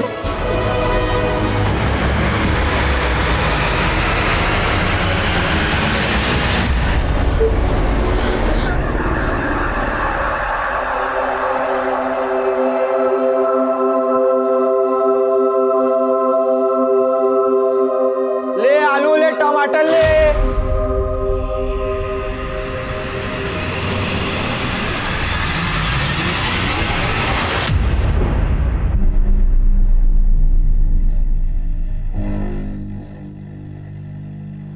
पंखुड़ी बेटा, घबराने का जरूरत नहीं है, हम कुछ नहीं बोलेंगे तुमको। खाली हमको बताओ कल रात तुम्हारे साथ क्या हुआ।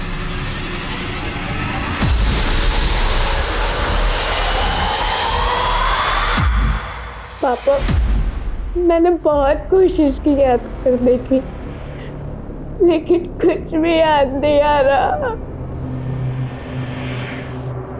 बेटा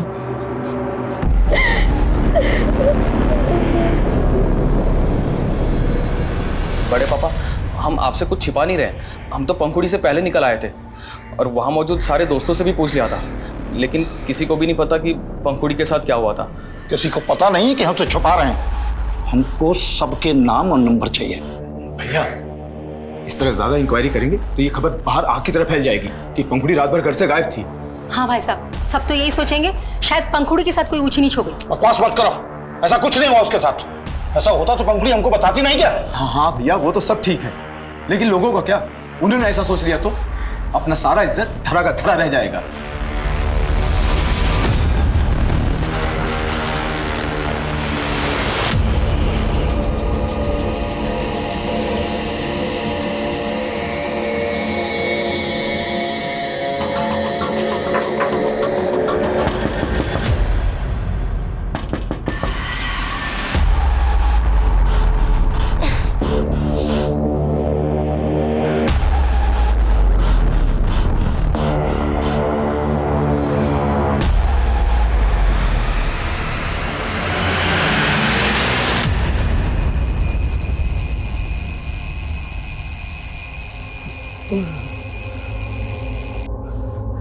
अरे मंजरी, मंजरी उठो उठो, जल्दी जाना आज। अरे मंजरी जल्दी से चाय दे दो हमको, 5:30 बजे तक ऑफिस में रिपोर्ट करना है। जी हम चाय बनाते हैं, आप पंखुड़ी को उठा के उससे मिल लो। इस बार वैसे भी आप 4 दिन के बाद आने वाले हो ना। अच्छा मिल लेते हैं।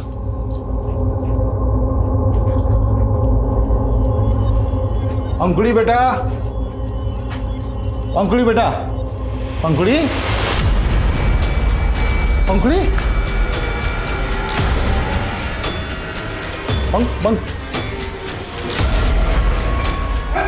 क्या हुआ? देखो पंखुड़ी नहीं है। पंखुड़ी ये टूटा हुआ है।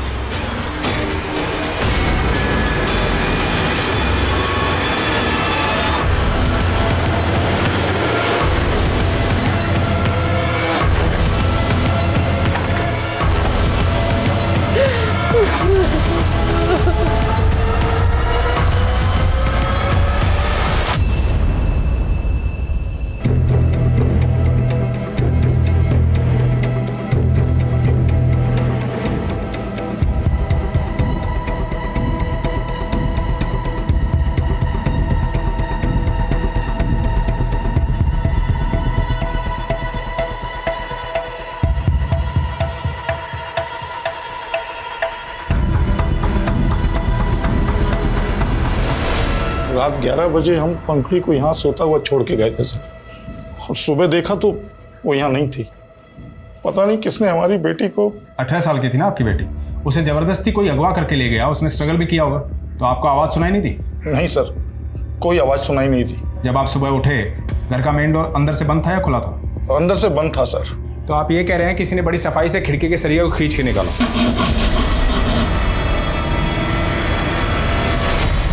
तब भी आपको कोई आवाज़ सुनाई नहीं दी? कोई इस खिड़की से कूद के आया, आपकी बेटी को अगवा करके ले गया, पर आपको कोई आवाज़ सुनाई नहीं दी? आप कुछ छिपा तो नहीं रहे? अरे हम क्यों छुपाएंगे कुछ? तो क्या आपकी बेटी को कोई बेहोश करके यहाँ से ले गए? हमको क्या मालूम सर, हम तो अपने आप को कोस रहे कि हमारे रहते ये सब कैसे हो गए।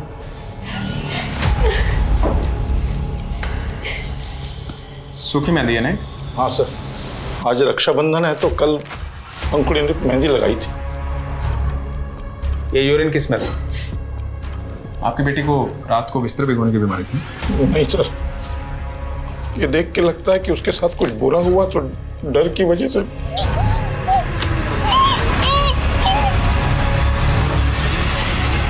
कितनी मुश्किल से तो वो उस हादसे से उभरी थी, और उसके बाद ये। कौन सा हादसा? 15-20 दिन पहले उसके बर्थडे के दिन उसके साथ कुछ हुआ था, और वो। क्या हुआ था? बेहोश पड़े हुए थे, हमें होश आया तब हम सड़क के किनारे पड़े हुए थे। उसके बाद हमने ऑटो किया, हम यहाँ चले आए। कहीं ऐसा तो नहीं उस रात उसके साथ रेप हुआ था? हमको भी ऐसे ही लगा था सर, लेकिन पंखुड़ी ने मना कर दिया कि ऐसा कुछ नहीं हुआ। हम तो खुद जानना चाहते थे, लेकिन उसे कुछ याद ही नहीं आ रहा था। याद नहीं आ रहा था या उस रात वो अपने बॉयफ्रेंड के साथ थी? नहीं सर, उसका कोई बॉयफ्रेंड नहीं था।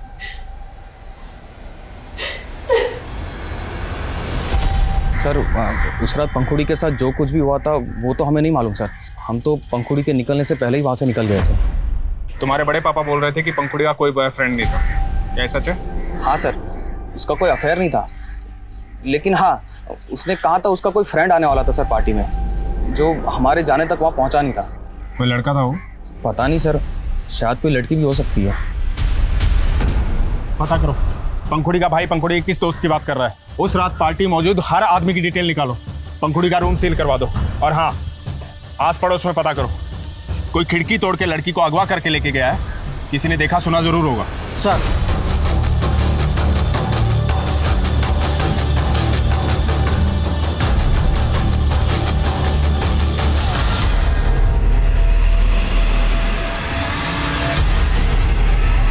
उस रात उसने कहा था कि उसका कोई फ्रेंड आने वाला है, लेकिन हमें कुछ नहीं पता, हम उस बारे में कुछ नहीं जानते, और शायद वो वहाँ आया भी नहीं था, क्योंकि हम तो आखिर तक पंखुड़ी के साथ में ही थे।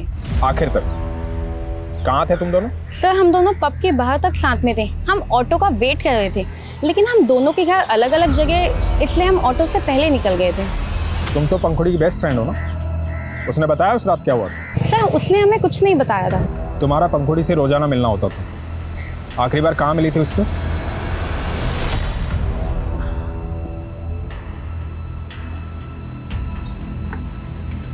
पिंकी तू यहाँ इस वक्त क्या कर रही है? सर हम पंखुड़ी से एक हफ्ते पहले म्यूजिक क्लास में मिले थे। सर बर्थडे के बाद पंखुड़ी सिर्फ एक ही दिन आई थी गिटार सीखने के लिए। पता नहीं उस बेचारी के साथ क्या हुआ था, चेहरा ही मुरझा गया था उसका।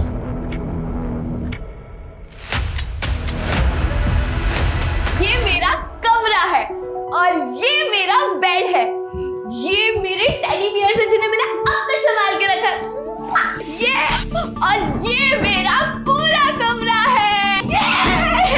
अरे पंखुड़ी पंखुड़ी क्या कर रही है बेटा, बेड टूट जाएगा। अरे मेरी भोली सी माँ, मैं ब्लॉगर बनने की प्रैक्टिस कर रही हूँ। जब मेरा गिटार आ जाएगा ना, फिर मैं सिंगिंग की वीडियो बना के सोशल मीडिया पे डालूंगी और फिर मैं भी ब्लॉगर स्टार बन जाऊंगी।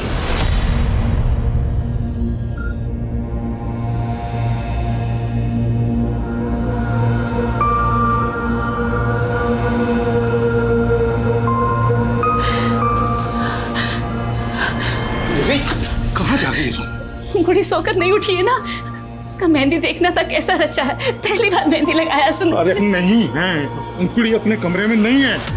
अंकुड़ी मेरी बच्ची।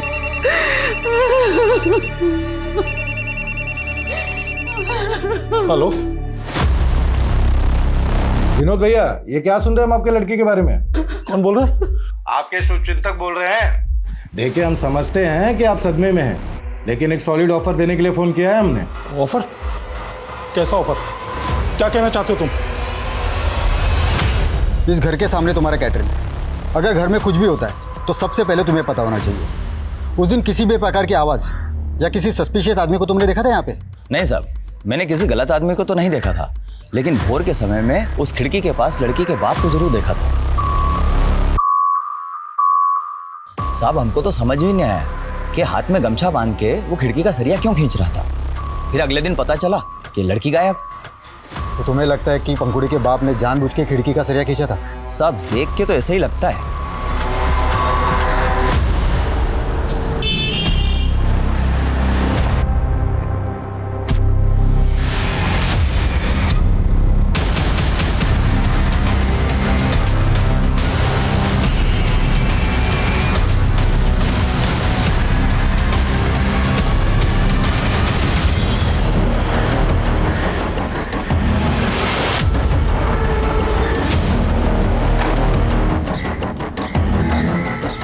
पूरे घर की तलाशी लो, देखो खून के धब्बे तो नहीं है, चेक करो।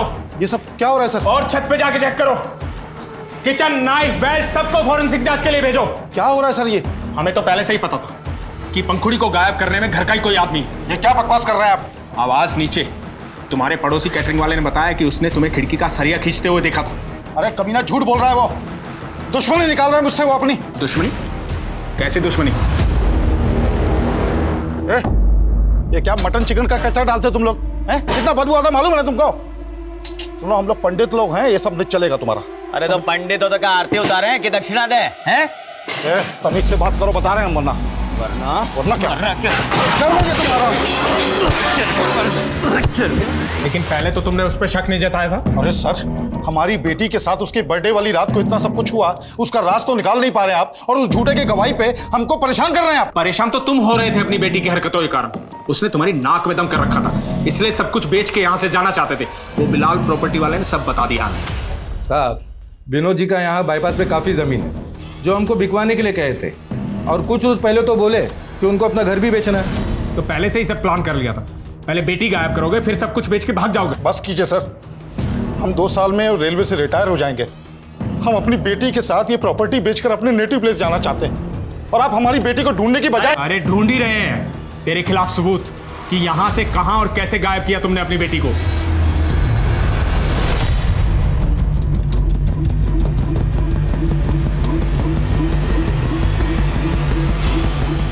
आप भी अपने पति से मिली हुई ना? ऐसा मत बोलिए साहब, बड़ी दुआओं से मिली थी हमें पंखुड़ी। शादी के 7 साल के बाद भगवान ने हमारी गोद भरी थी। हम पति पत्नी कितना तरसे हैं औलाद के लिए। आप ऐसा सोच भी कैसे सकते हैं कि हम अपनी बेटी के साथ कुछ गलत करेंगे? सर, पूरा घर छान मारा, लेकिन ऐसा कुछ भी नहीं मिला जिससे कि ये लगे कि पंखुड़ी का मर्डर इस घर में हुआ हो। लोग कई वजहों से गुनाह के खिलाफ आवाज उठाने के बजाय खामोश रह जाते हैं। यहाँ पंखुड़ी के माता पिता की खामोशी भी असमंजस्य से भरी हुई थी। पंखुड़ी पहले अपने माँ बाप को अपनी आपबीती नहीं बता पाई थी, लेकिन अब जो उसके साथ हुआ, क्या वो पिछली बात से जुड़ा हुआ था या इसके पीछे कोई और ही एंगल था? पिछली बार तो पंखुड़ी लौट आई थी, लेकिन इस बार उसके कमरे का वो नजारा, वो दर्दनाक सन्नाटा ये अंदेशा दे रहा था कि शायद वो और भी बड़े जुर्म का शिकार बन गई थी। पंखुड़ी के माता पिता पुलिस कार्यवाही से बिल्कुल भी खुश नहीं थे, लेकिन अपनी जान पहचान के बल पे उन्हें पुलिस के आला अफसर से मिलने का मौका मिला। सर, हमने अपनी बेटी को खोया है और हमें ही परेशान किया जा रहा है। वो इंस्पेक्टर हमारी बेटी को दबा के बैठा है। कहना क्या चाहते हैं आप? साफ साफ बोलिए। सर, वो इंस्पेक्टर सिद्धार्थ किसी के इशारे पे हमें डरा रहा है। हमारी बेटी उसी के कब्जे में है सर। व्हाट? हाँ सर। पंखुड़ी तुझे मिल जाएगी। हम किडनैपर से तेरा समझौता करवा देंगे। 50 लाख का बंदोबस्त कर, पैसे देकर अपनी बेटी ले जा। क्या इंस्पेक्टर सिद्धार्थ ने आपसे 50 लाख की फिरौती मांगी? हाँ सर। सर, हम जानते हैं कि ऊपर से नीचे तक सभी लोग बिके हुए होते हैं, लेकिन इतने पैसों का इंतजाम कहाँ से करेंगे हम? सर प्लीज कुछ कीजिए सर।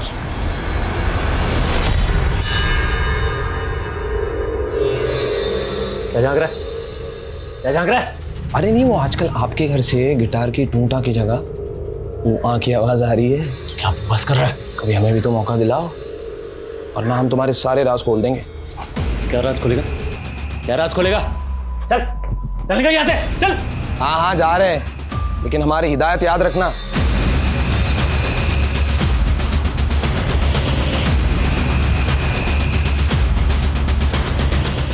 याद रखना, बहुत बड़ी बीमारी है, किसी को दे मत देना।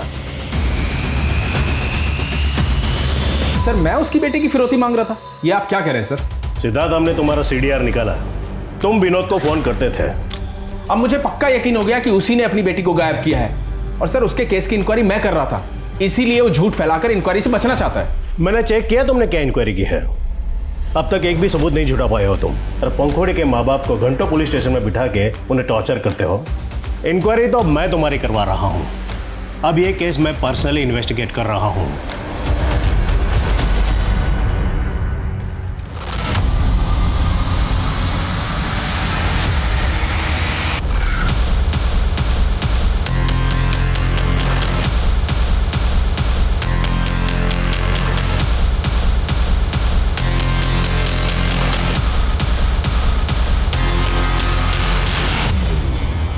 बॉडी को बाहर निकालो। जी सर।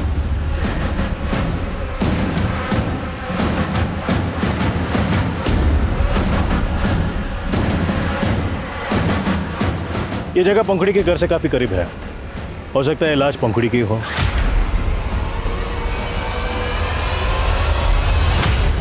नहीं, ये हमारी पंखुड़ी नहीं है।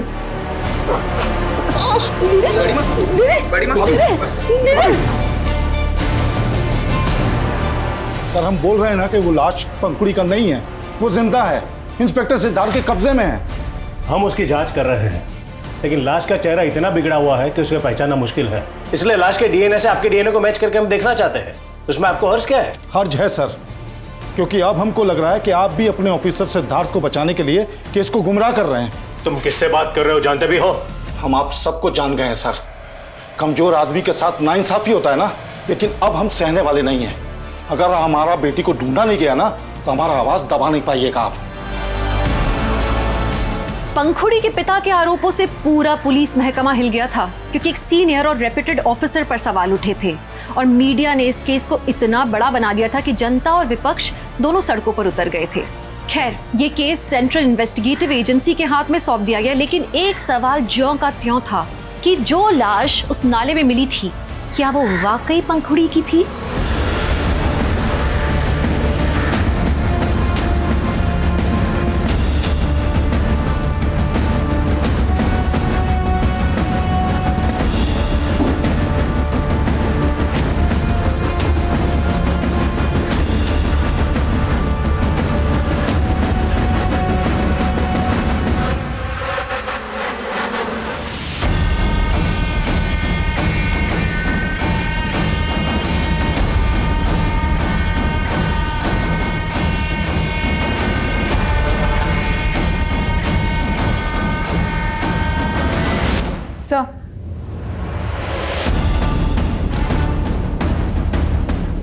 सर, पंखुड़ी के पिता के मुताबिक जब उन्हें पंखुड़ी के गायब होने का पता चला तो घर का मेन डोर अंदर से बंद था। इसका मतलब है किडनैपर्स इस खिड़की से अंदर आए और पंखुड़ी को अगवा करके लेके गए। क्राइम बहुत ही सफाई और चालाकी से किया गया। सरिये पे ऐसे कोई मार्क्स नहीं है जिससे ये लगे कि इन्हें किसी कटर या आरी से काटा गया। सर, अगर आरी से काटा गया होता तो शोर भी काफी होता और टाइम भी बहुत लगता। करेक्ट। और जिस तरह से ये लकड़ी और सरिया गला हुआ है, ये अपने आप नहीं गला, इसे गलाया गया है किसी ऐसे केमिकल का इस्तेमाल करके जो लोहे की वेल्डिंग को पिघला सकता है। सर, इस केस में फोरेंसिक जांच भी ठीक से नहीं हुई है। और सर, लोकल पुलिस ने पंखुड़ी के इस रूम से काफी सामान लिया था जांच के लिए, जो अभी तक उन्होंने हमें हैंडओवर नहीं किया है। उनसे भी सारा सामान लो और एक एक चीज़ को बारीकी से चेक करो, सबूतों के साथ कोई खिलवाड़ तो नहीं हुआ। और उस क्राइम लोकेशन पे विजिट करो जहाँ पर उस लड़की की लाश मिली थी, जिसे पंखुड़ी की लाश कहा जा रहा है। जी सर।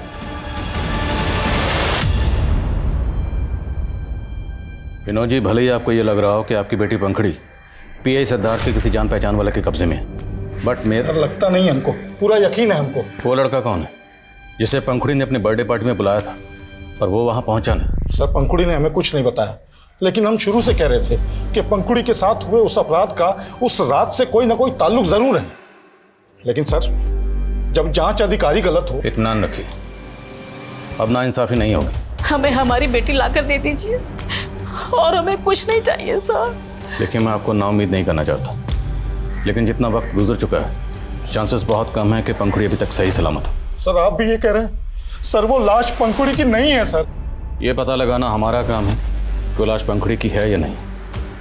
मेरी आप लोगों से गुजारिश है कि आप लोग डीएनए सैंपल देने के लिए राजी हो जाइए। कंफर्म हो जाएगा कि वो लाश पंखुड़ी की है या नहीं।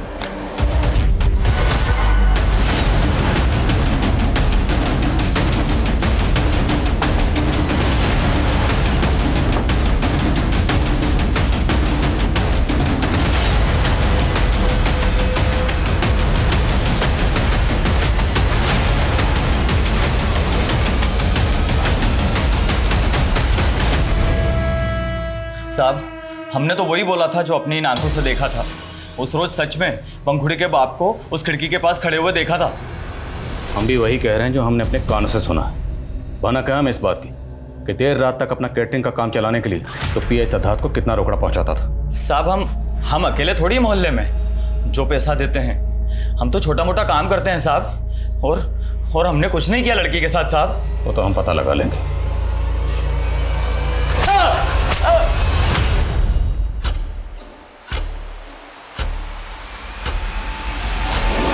सर, इस बॉटल में उसी तरह का केमिकल मिला है जिससे लोहे की वेल्डिंग मेल्ट हो सकती है, और वो भी उसी एरिया में जहां से हमें वो लाश मिली थी। और सर, वहां से ये 2 रस्सी के टुकड़े भी मिले हैं। तो क्या वो लाश पंखुड़ी की थी? सर, हमने पंखुड़ी के फादर का डीएनए सैंपल कलेक्ट किया है, देखते हैं क्या सामने आता है।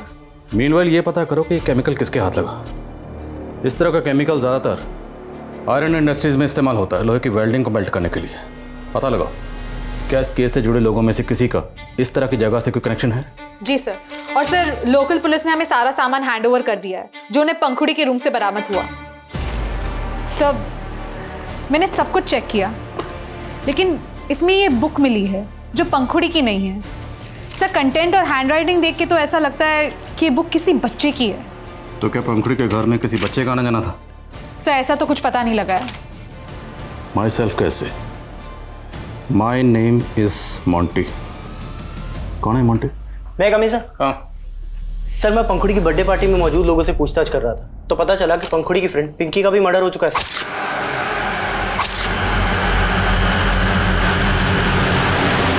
सर, करीब 20 दिन पहले सदरबाग पुलिस को पिंकी की लाश मिली थी, और सर पिंकी सदरबाग की रहने वाली है।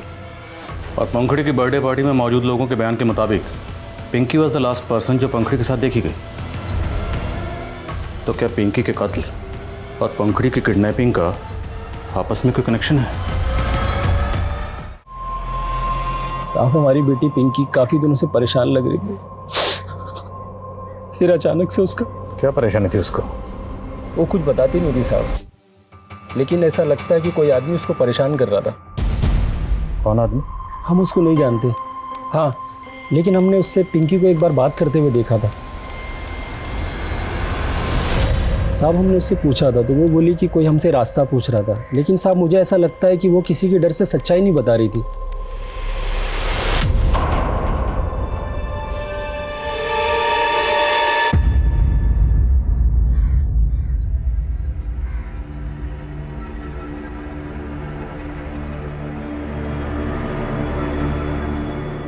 बड़े पापा, ये जनक अंकल ने दुकान का किराया दिया है। क्या करेंगे इस पैसे का? जिसके लिए जी रहे थे वही। नहीं बड़े पापा, आप ऐसा मत कहिए। अगर आप टूट गए तो हम सब भी टूट जाएंगे बड़े पापा।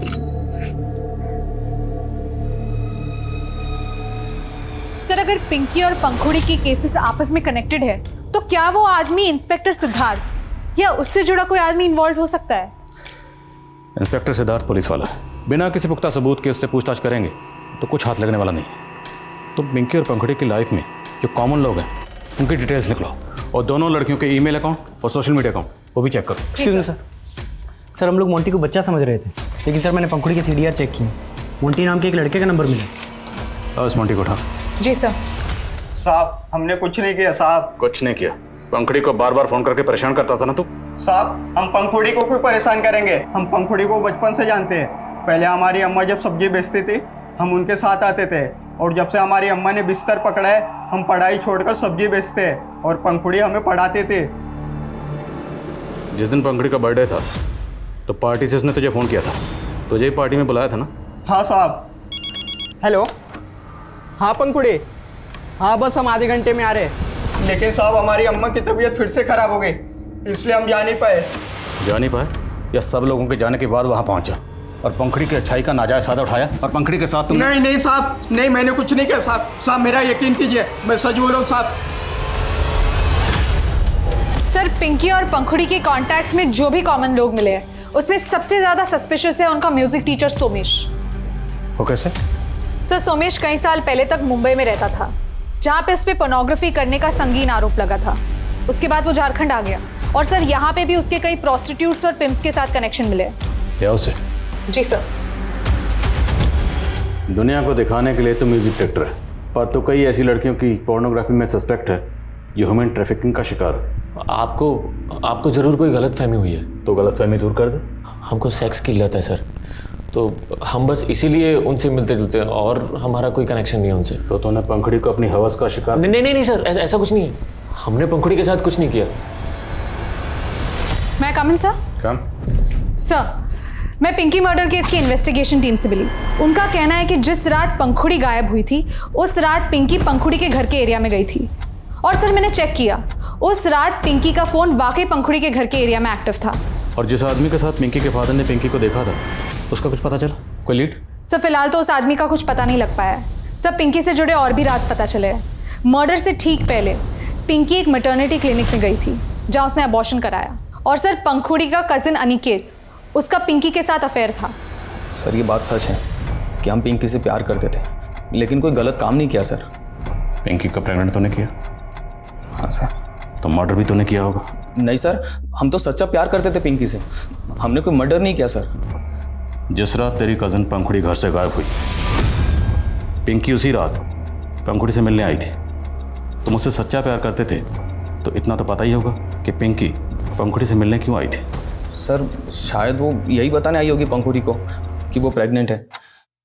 लेकिन हाँ, उसके बर्थडे वाली पार्टी में पंखुड़ी ने किसी लड़के को मेरा और पिंकी का वीडियो बनाते हुए देख लिया था सर। सर उसके बाद वहाँ क्या हुआ और पंखुड़ी क्यों रोड पर बेहोश पड़ी थी मुझे नहीं मालूम सर। वो लड़का कौन था जो तुम्हारा और पिंकी का वीडियो बना रहा था? मालूम नहीं सर, मैंने उसको देखा नहीं था। मैं कमी सर? कहाँ? सर डीएनए रिपोर्ट आ गई है। जो लाश नाले में मिली थी उसका डीएनए पंखुड़ी के पिता के डीएनए से मैच करता है। सर पंखुड़ी की ईमेल अकाउंट में एक सस्पिशियस मेल मिला है, ये देखिए। ये मेल पंखुड़ी के ड्राफ्ट में था। इस मेल को टाइप जरूर किया गया है लेकिन ये मेल किसी को सेंड नहीं किया गया है। मैं पंखुड़ी दुबे, एक रेप विक्टिम हूँ। मेरी बर्थडे पार्टी वाली रात मेरे साथ गैंग रेप हुआ। Politician Jaidatt Mishra independence day वाले दिन हमारे स्कूल फंक्शन के चीफ गेस्ट थे। उस दिन मेरी परफॉर्मेंस के बाद उन्होंने मुझे अपने पास बुला के रक्षम पब के डिस्काउंट वाउचर गिफ्ट किए और मुझे वहाँ अपना बर्थडे सेलिब्रेट करने के लिए कहा था। और मेरी बर्थडे पार्टी के बाद जब मैं घर जा रही थी तो अपने 2 साथियों के साथ वो वहाँ आए और मुझे लिफ्ट देने के बहाने वो मुझे अपने साथ एक घर में ले गए जहाँ उन्होंने मुझे बेहोश कर दिया और अपने साथियों के साथ मेरा गैंग रेप किया। इसमें इंस्पेक्टर सिद्धार्थ सिंह और दूसरा लॉयर विमल जैन भी शामिल थे। यदि हमें उसका मुंह बंद रखना होता तो उसके बाप से 50 लाख की फिरौती क्यों मांगते, जैसा कि उसके बाप ने कहा था। सर वो तब भी झूठ बोल रहा था और अब भी मेल दिखा करके कोई चाल चल रहा है। चाल तो तुम लोग चल रहे हो ताकि उसकी ज़मीन हड़प सको।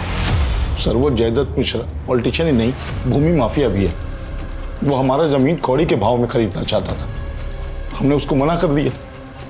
तो बदला निकालने के लिए हमारे पास कंफर्म इन्फॉर्मेशन है। जिस पब में पंखुड़ी की बर्थडे पार्टी थी उस पब के डिस्काउंट वाउचर तुमने पंखुड़ी को दिए थे। हाँ दिए थे हमने डिस्काउंट वाउचर, लेकिन ना हमने उस लड़की का रेप किया है और ना ही उसे अगवा किया है। अरे उसका बाप हमें फंसा रहा है। आपके पास कोई पुख्ता सबूत है हमारे खिलाफ? एक मेल के बिहाफ पे आप हमें यहाँ बैठा के नहीं रख सकते। सर इन्होंने तो काफी फुल प्रूफ प्लान बनाया था। इनके खिलाफ कोई भी स्ट्रॉन्ग एविडेंस नहीं मिल रहा है। एक सवाल मुझे बार बार परेशान कर रहा है और जब से पंखुड़ी की डीएनए रिपोर्ट आई है ये सवाल मुझे और भी परेशान कर रहा है। वो ये कि पंखुड़ी की डीएनए रिपोर्ट के मुताबिक उसकी मौत 14 अगस्त को ही हो गई थी, मतलब उसी रात जिस रात वो गायब हुई।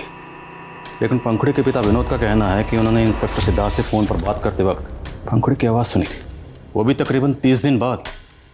तो अगर पंखुड़ी की मौत 14 अगस्त को ही हो गई थी तो पंखुड़ी के पिता विनोद ने पंखुड़ी के मरने के 30 दिन बाद पंखुड़ी की आवाज़ कैसे सुनी?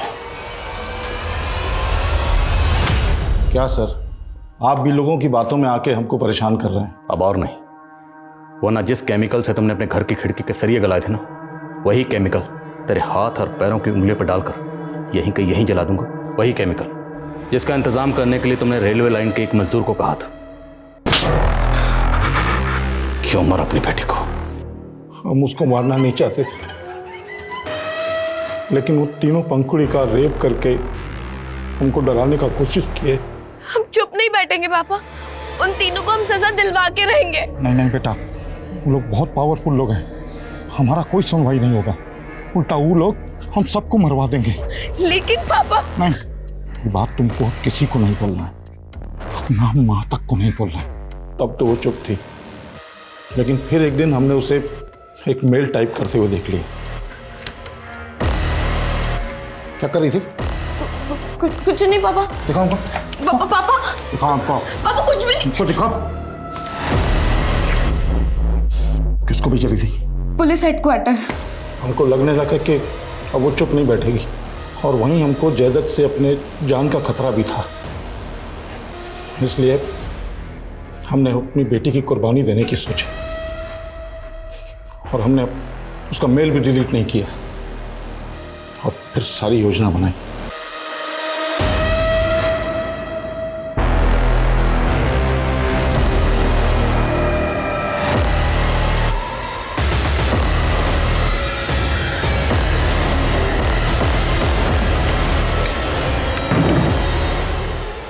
तो तू पिंकी को बता दी ना तेरे साथ क्या हुआ है? नहीं पापा, वो तो यहाँ पे किसी और वजह से आई थी। वो अनिकेत भैया और वो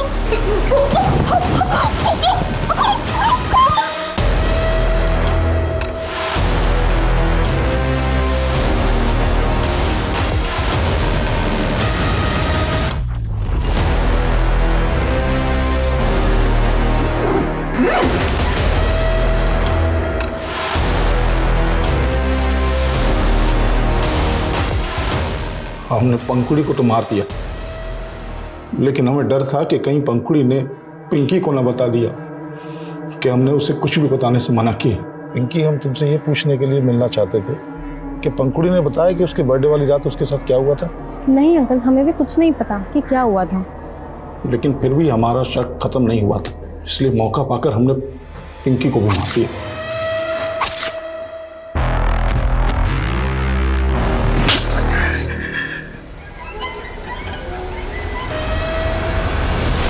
पंखुड़ी के पिता के बयान के बाद politician Jaidatt, police officer Siddharth और लॉयर विमल के खिलाफ भी पंखुड़ी रेप केस में सबूत जुटाए जा रहे हैं। लेकिन पंखुड़ी के पिता ने जो किया वो शुरू से ही अकल्पनीय लग रहा था।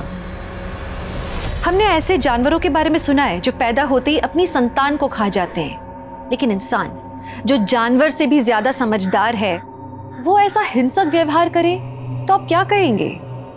एक पिता जिसने अपनी बेटी को पाल पोस के बड़ा किया, वो अपनी बेटी को मार दे, डर के मारे। ये हमारी सोच के भी परे है। निजी सुरक्षा ने, मान मर्यादा के डर ने एक बाप को अपराधी बना दिया, लेकिन एक अपराधी के बारे में समाज क्या सोचेगा ये पहले क्यों नहीं सोचते लोग? ये हमारी गिरती हुई इंसानियत का एक बहुत बड़ा उदाहरण है। हम अक्सर समाज को, सिस्टम को कोसते रहते हैं, पर हम अपने परिवार को एक स्वस्थ माहौल देने में चूक जाते हैं। बाहरी दुनिया कैसी भी हो, हमें ये नहीं भूलना चाहिए कि असल में हमारी दुनिया हमारा परिवार है। तो आपके सुखी परिवार की आशा के साथ मैं दिव्यांका त्रिपाठी दहिया आपसे लेती हूँ विदा। फिर मिलूंगी मैं अगले केस के साथ। तब तक देखते रहिए क्राइम पेट्रोल, सतर्क, विमेन अगेंस्ट क्राइम। एक औरत पर वार, अब हर औरत का भार। जय हिंद।